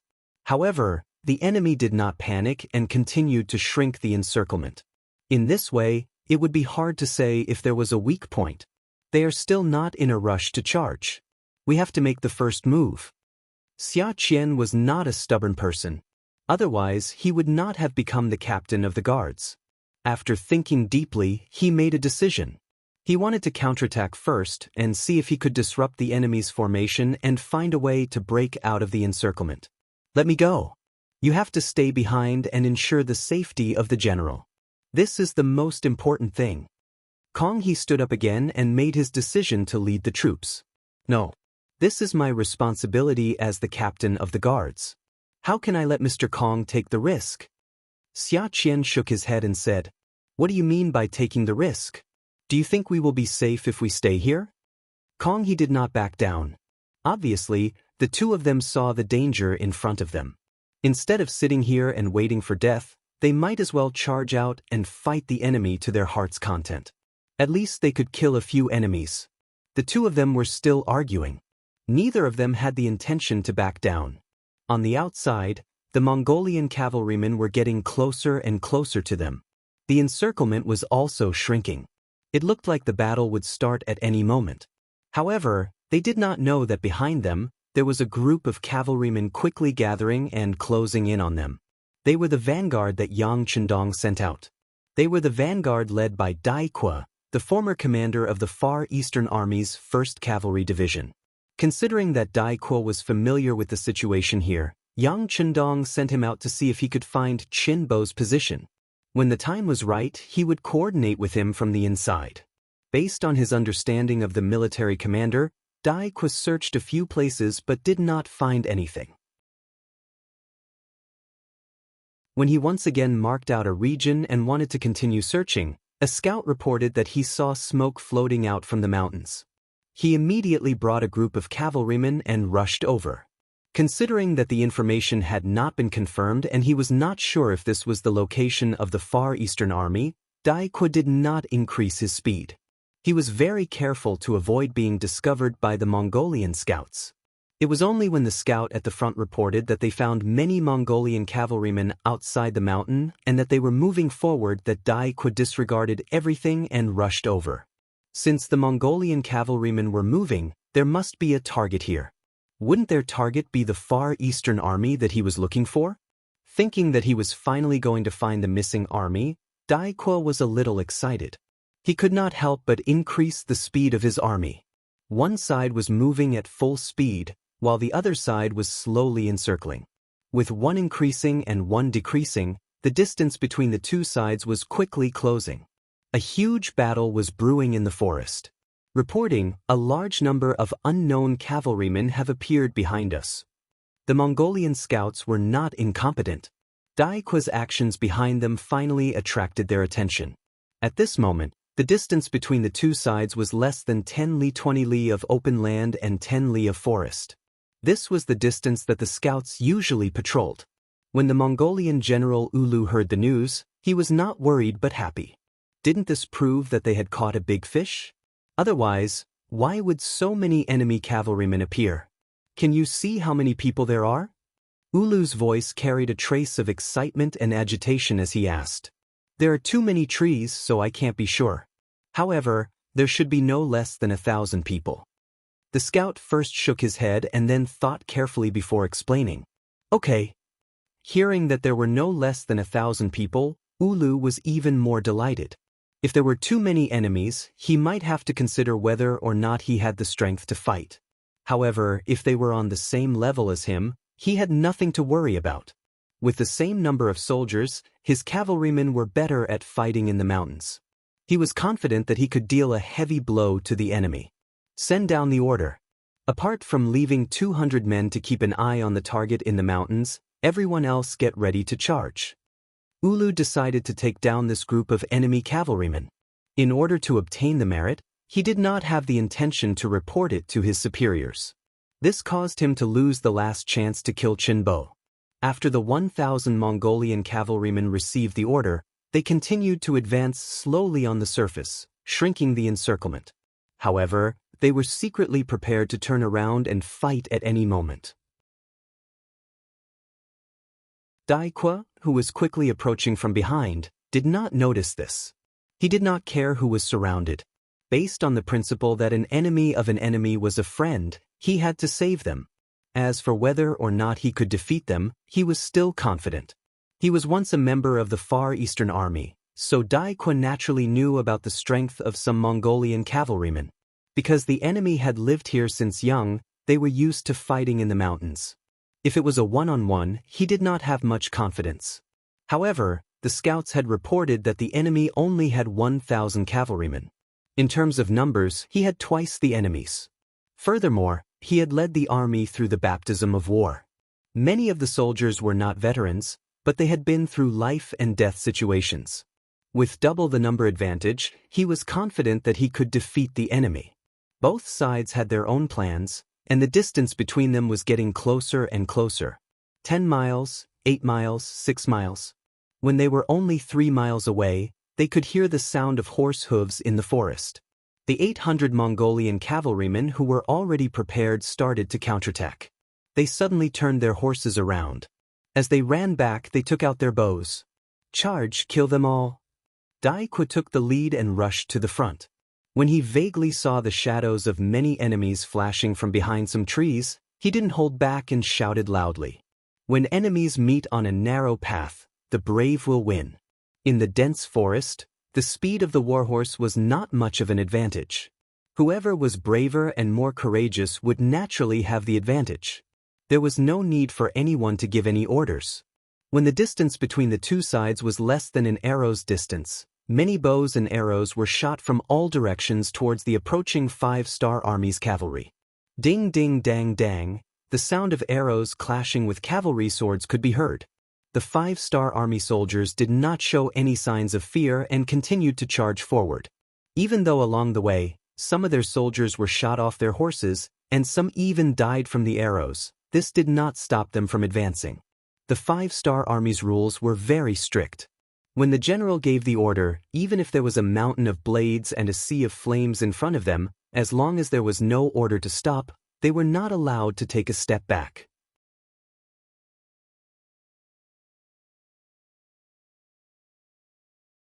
Chapter 1380. Under the strict military rules, the 2,000 cavalry did not retreat at all. They could only continue to advance, closing the distance between the two sides. At the same time, the archers started to reflect the arrows.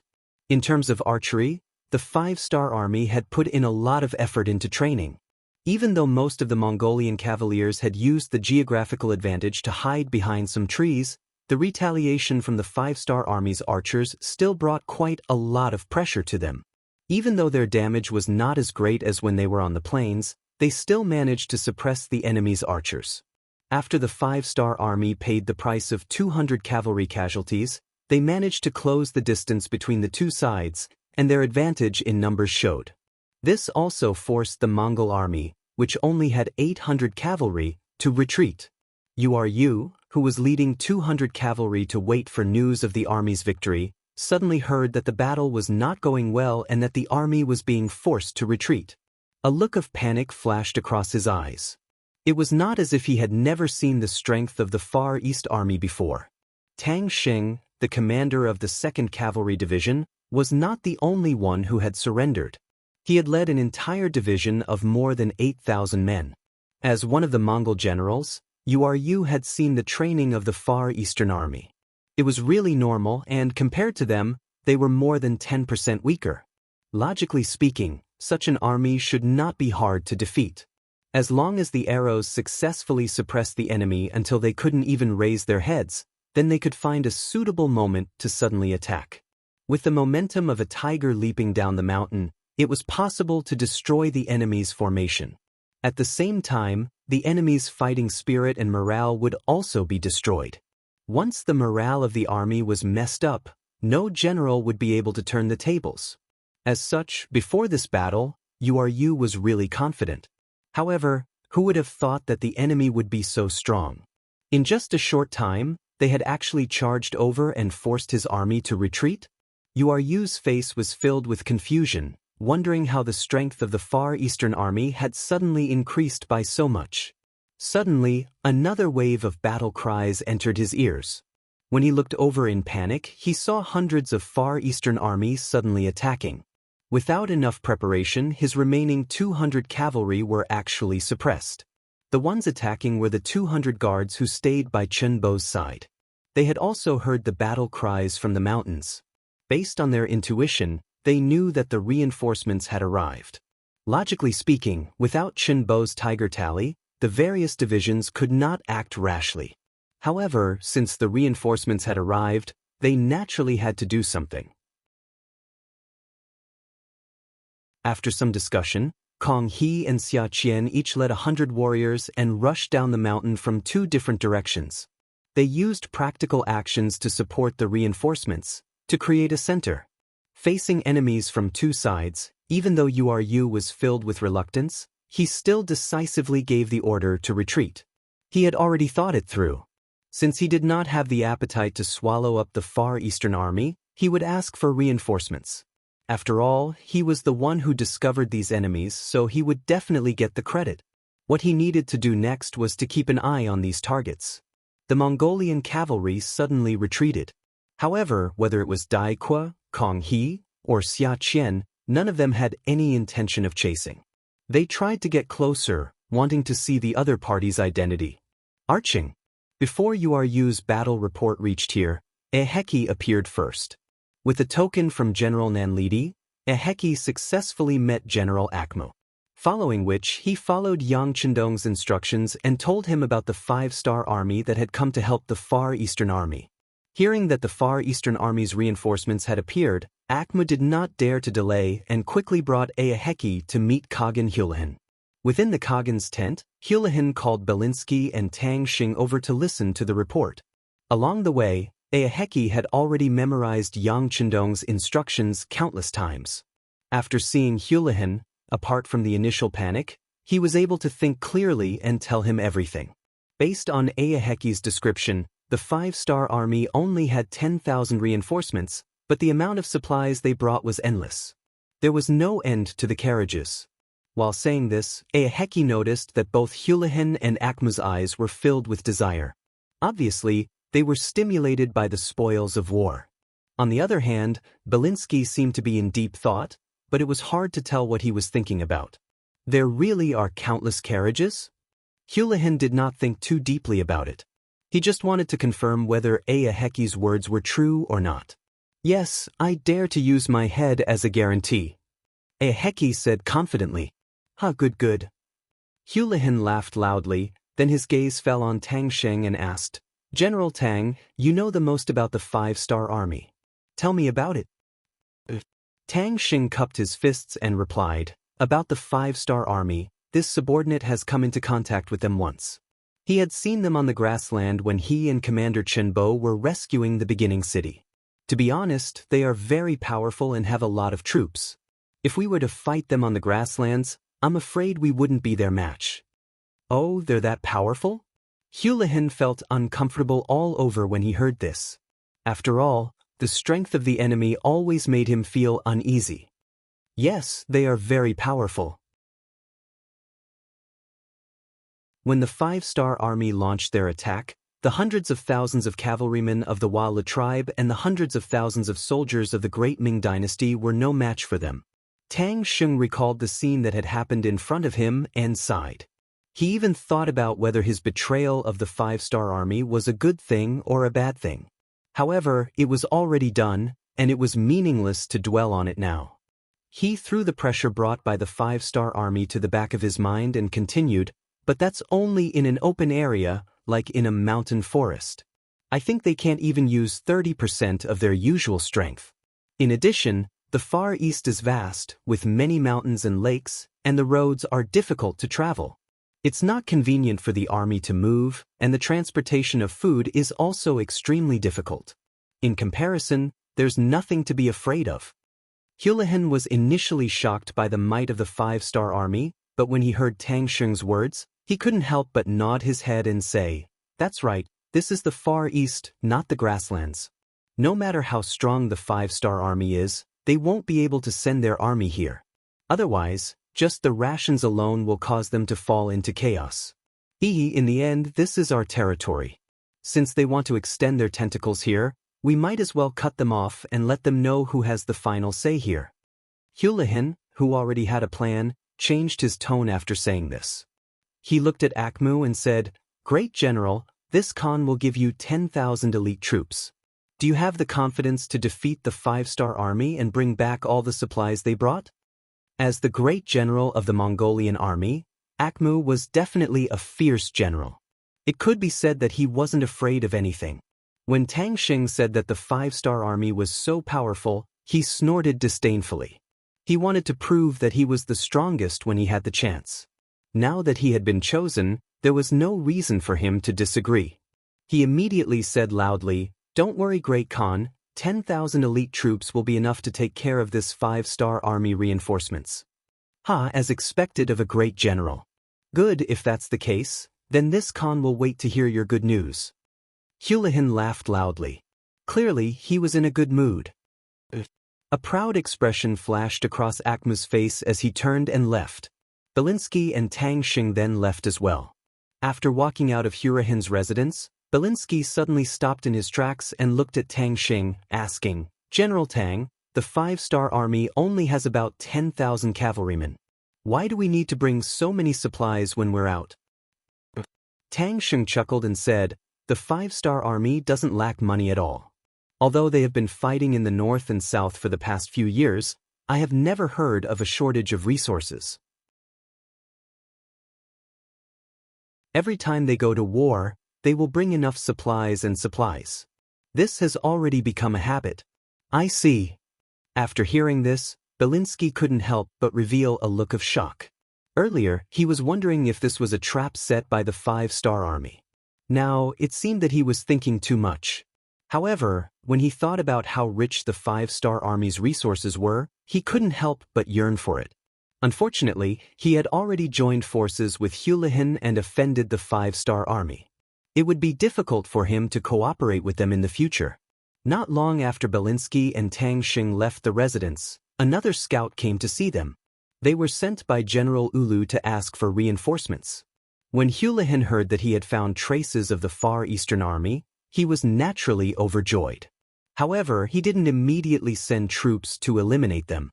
In his opinion, the Far Eastern Army was already a dish in his bowl that could be picked up at any time.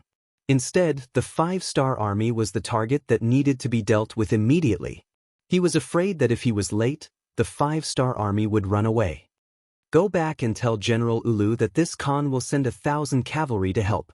Have them keep an eye on the Far Eastern Army. When General Akmu returns in triumph, it will be time to send troops to deal with the Far Eastern Army. Hulahan made the decision to deal with the 5-star army first before dealing with the Far Eastern Army. What he didn't expect was that this move would give the Far Eastern Army, which was already on the verge of death, time to breathe. This would sow the seeds of his defeat. General Dai Qua led the army to meet up with Division Commander Kong He in the mountains. Then he went to see Commander Chin Bo, who had fainted once again. After the temperature dropped again, Commander Chin Bo slowly woke up. When he opened his eyes and saw Dai Qua, his originally dispirited aura also became excited. Division Commander Dai, why are you here? Did the reinforcements arrive?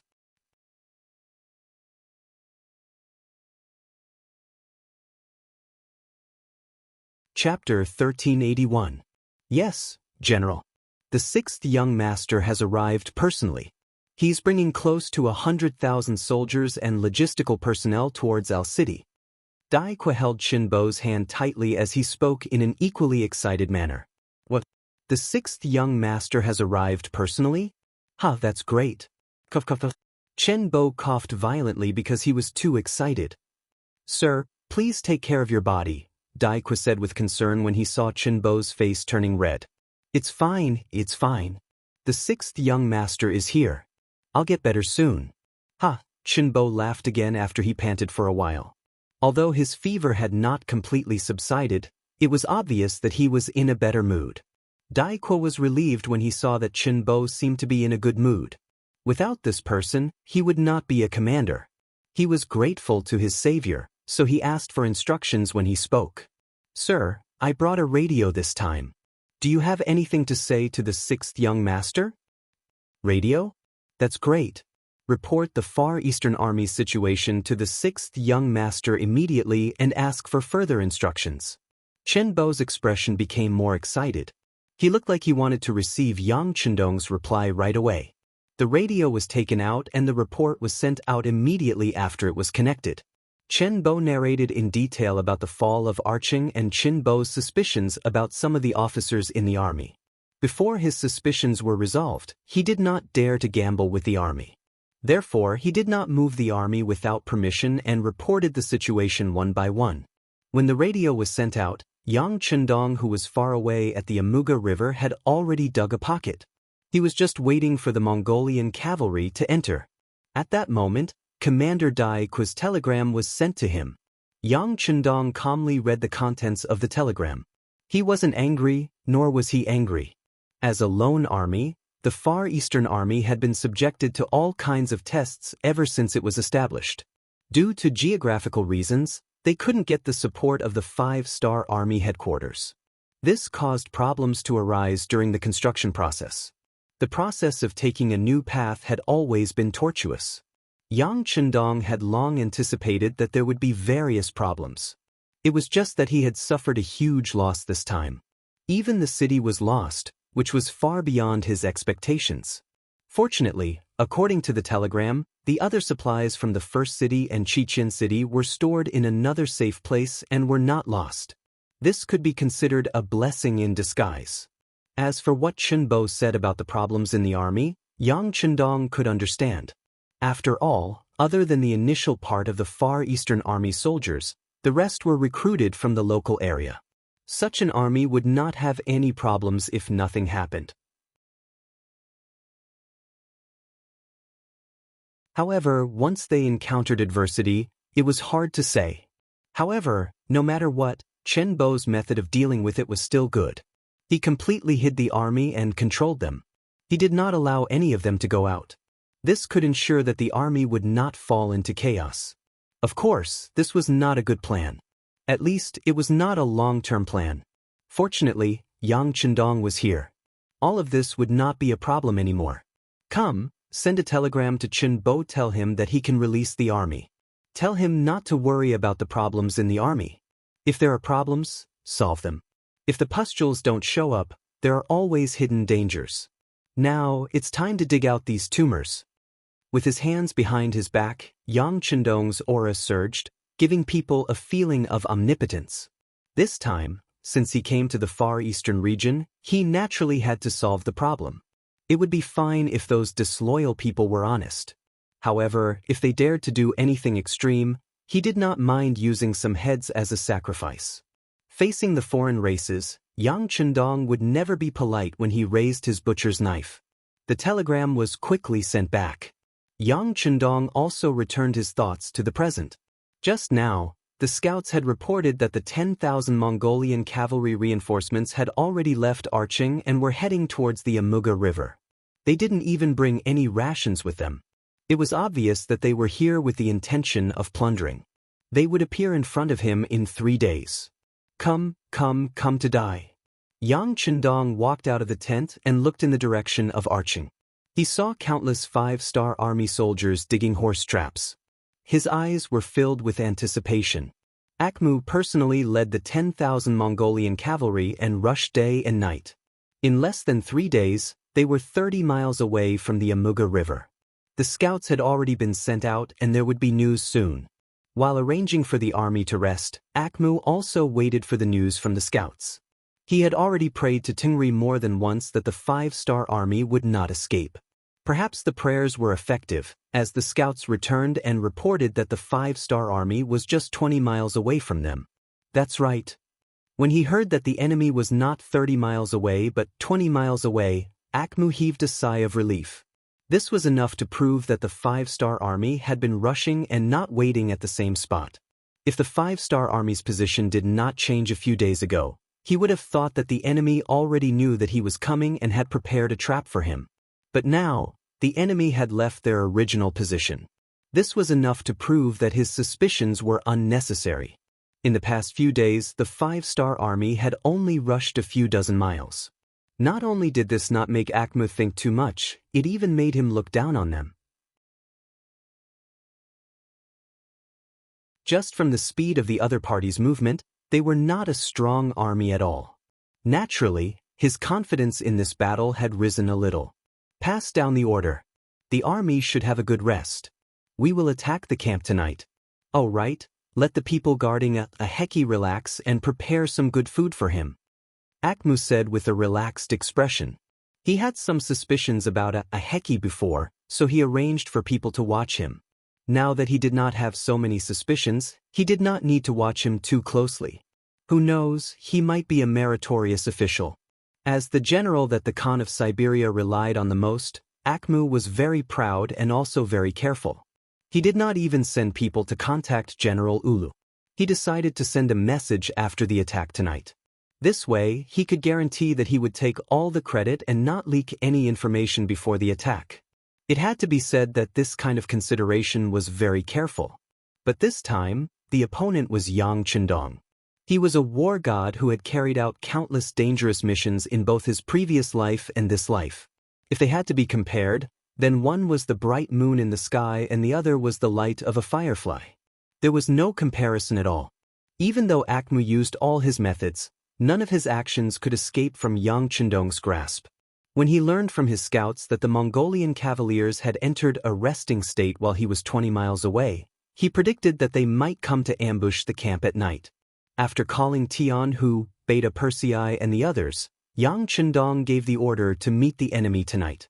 The two people who admired Yang Chendong very much did not hesitate to turn around and make the arrangements. According to the agreement, once the Mongolian army made a move, Ba Daojiang, who followed Ulu, should send a message.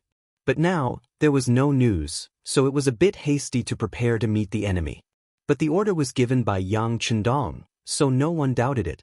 Time quickly passed from noon to afternoon, and then the sky slowly darkened. The scouts sent a message through the radio. The Mongolian cavalry had indeed begun to move. They had moved. After receiving this news, Beta Persei was not surprised at all. Since the young master said that they would come at night, then they would definitely come. Send a message to Ba Daojiang. Once the battle starts, tell them to surround Akmu from the back and try to kill as many enemies as possible. Yang Chendong said confidently with his hands behind his back. This time, he was not greedy to the point that he would not let even one enemy escape. After all, it was 10,000 cavalry, and he only had a little more than 10,000 troops. It would not be a problem to heavily injure the enemy, but it would be too difficult to kill them all. In other words, after this battle, the 5-star army's strength would be known to the Siberian Mongolian cavalry. As long as the enemy did not have a pig's brain, they would definitely think of a way to leave this place.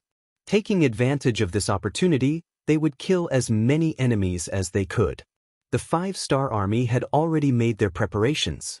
They had dug a big hole and were only waiting for the enemy to walk into it. Akmu, who did not know this, was indeed walking step by step towards the abyss. After the sky darkened, Akmu, as the general, gave the order to attack.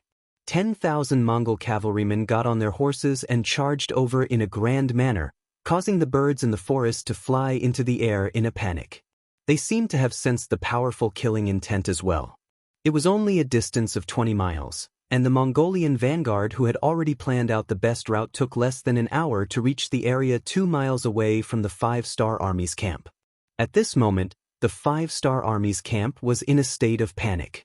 It gave people the feeling that they did not expect anyone to attack them at this moment. They were completely unprepared. Get into formation. When Akmu arrived with the main force of the Mongolian cavalry, he also saw this scene. Immediately, his face was filled with joy. The chaos in the enemy camp made him look like a cat playing with a mouse. In order for the cavalry to unleash their full potential, they had to display their ferocious offensive abilities during the charge.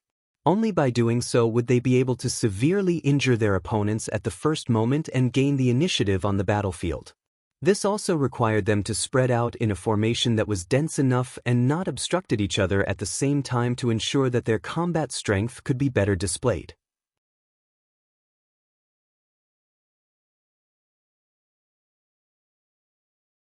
Chapter 1382. Charge.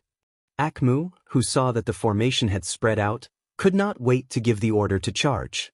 When the Mongol soldiers heard the horn, they shouted and rode their horses over. As the distance got closer and closer, they readied their bows and waited, aiming at the 5-star army soldiers wearing military green uniforms one after another. Xiu xiu xiu.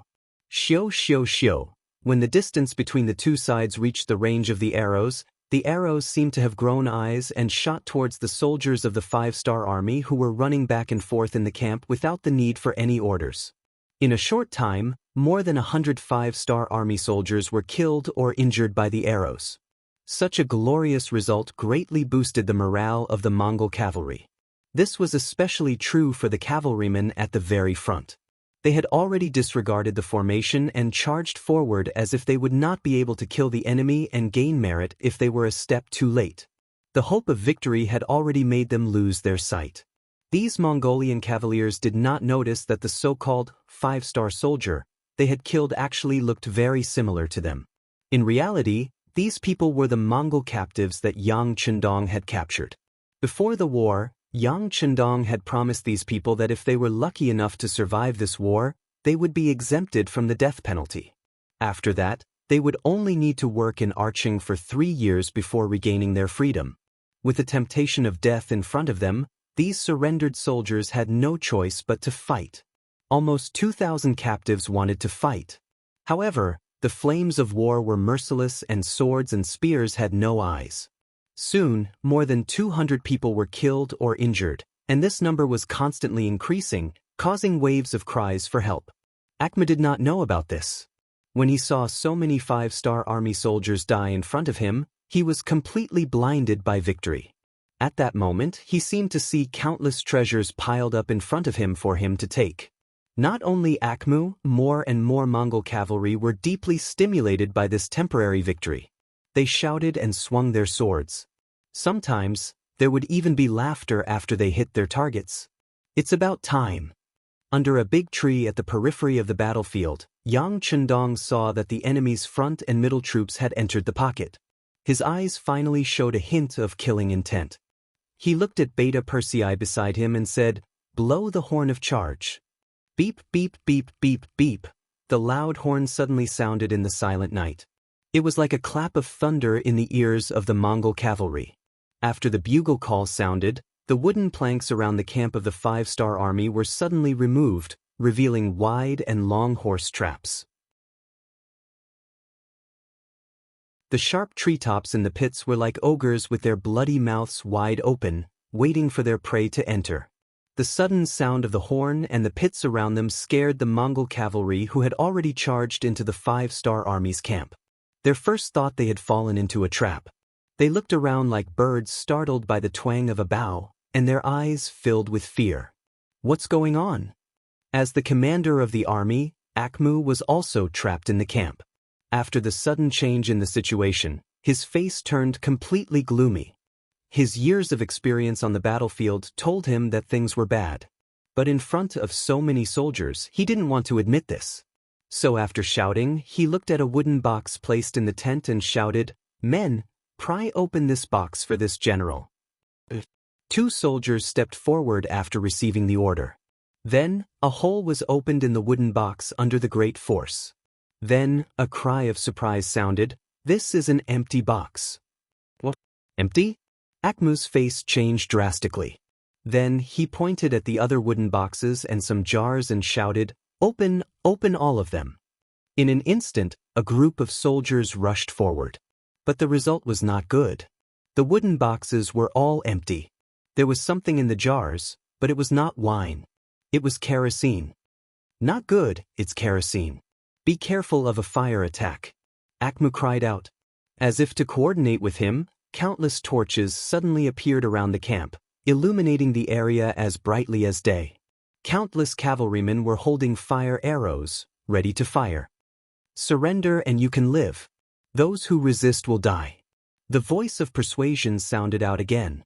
Beta Persei's loud voice was used again. "Surrender? You must be dreaming." Looking around, he realized that all the soldiers behind him had already fled. Not only that, but the 5-star army around the tent had also fled at some point. Seeing that there was nothing to gain, Akmu shouted angrily, "We have more people. Don't be afraid of them. Listen to my orders and charge out." He knew that he had sinned heavily. Once he was captured by the 5-star army, he would not have a good ending. Thus, Akmu decided to take a risk. After the commanding general gave the order, the soldiers were also encouraged. They shouted loudly and were about to charge out on their horses. However, before they could charge forward, Yang Er had already given the order to shoot. Following that, tens of thousands of arrows were released in unison, bringing with them countless sparks as they rained down on the camp.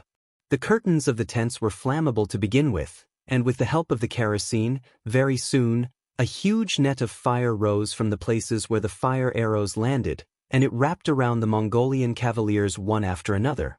When a person was faced with fire, perhaps a person with mental fortitude could remain calm. But war horses could not. When their pupils were filled with flames, they went berserk. No matter how their master ordered them, they no longer obeyed. Instead, they each rushed towards the safe zone they thought was the safest place. The war horses that charged out, no matter which direction they went, were all waiting for them in the wide horse traps. The sound of wooden stakes entering flesh could be heard, and the war horses that were still alive just a moment ago turned into dead horses one after another. The Mongolian cavaliers riding on their backs did not fare much better either. Most of the time, they were buried with the war horses before they died. The fire was everywhere and they could not stay there. There were also huge horse traps waiting for them outside. The Mongol cavalry were stuck in a dilemma. As the commander, Akim could not do anything. He could only watch as one soldier after another charged out and died in the pits. If they were surrounded by the fire, they would be burned to death. There were 8,000 Mongolian elite cavaliers, and other than the soldiers who were not part of the 5-star army, most of them died in this predicament where they could neither advance nor retreat. The fire burned for nearly an hour, causing the surroundings to be filled with the smell of roasted meat, which made people want to vomit. However, there were some who were lucky and did not die in the fire. After a full hour of torment, the fire around them gradually became smaller, and the surrounding horse traps were also filled with human and horse corpses. they finally saw the hope of charging out. "Charge with me." Akmu, who saw the hope of survival, had a black face. Although his personal guards had tried their best to protect him from being burned to death, the smell of smoke and fire did not feel good.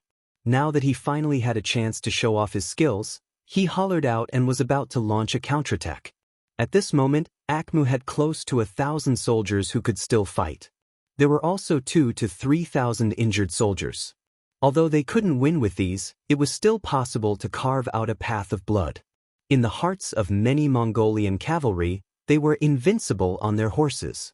They were like their ancestors, invincible on their horses. It was good to have confidence, but too much confidence was asking for death. Especially when they were facing the elites of the 5-star army, who specialized in beating up the Mongolian cavalry.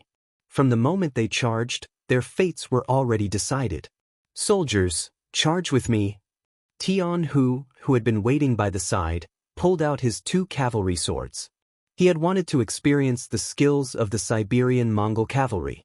If it was not for Yang Chendong's plan, he would have charged out long ago.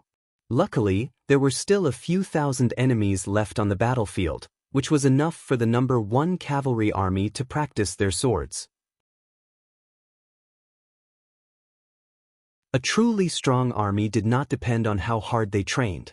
Instead, they needed to have enough battle experience. Soldiers who had not been on the battlefield were all fake and could only be considered armchair strategists. Luckily, the world was huge and there were many whetstones for the 5-star army. After Tian Hu gave the order, the cavalry surged out behind him. It was as if everyone knew that there was more soup than meat, and they were afraid that if they were late, they would not be able to obtain any merits. The wolves moved, and after the soldiers of the No. 1 cavalry army charged, a killing intent filled the sky as they charged at the charging Mongolian cavalry. That killing intent seemed to have turned into a physical aura that charged into the enemy camp. For some reason, including Akmu, many of the Mongolian cavalry could not help but feel a chill run down their spines. This was the manifestation of the killing intent turning into a physical form. It was like a butcher. After killing so many pigs, even if they were alive, they could not help but shiver. The charge of the Mongolian cavalry did not stop because of this. They were like how they dealt with the small Russian tribes, spreading out and trying to use the wolf pack tactic to split up and win. Although they felt a chill in their bones when they charged, since they chose to charge, they would not stop for no reason. Arrow formation. Tian Hu, who was charging at the front, had no intention of stopping either.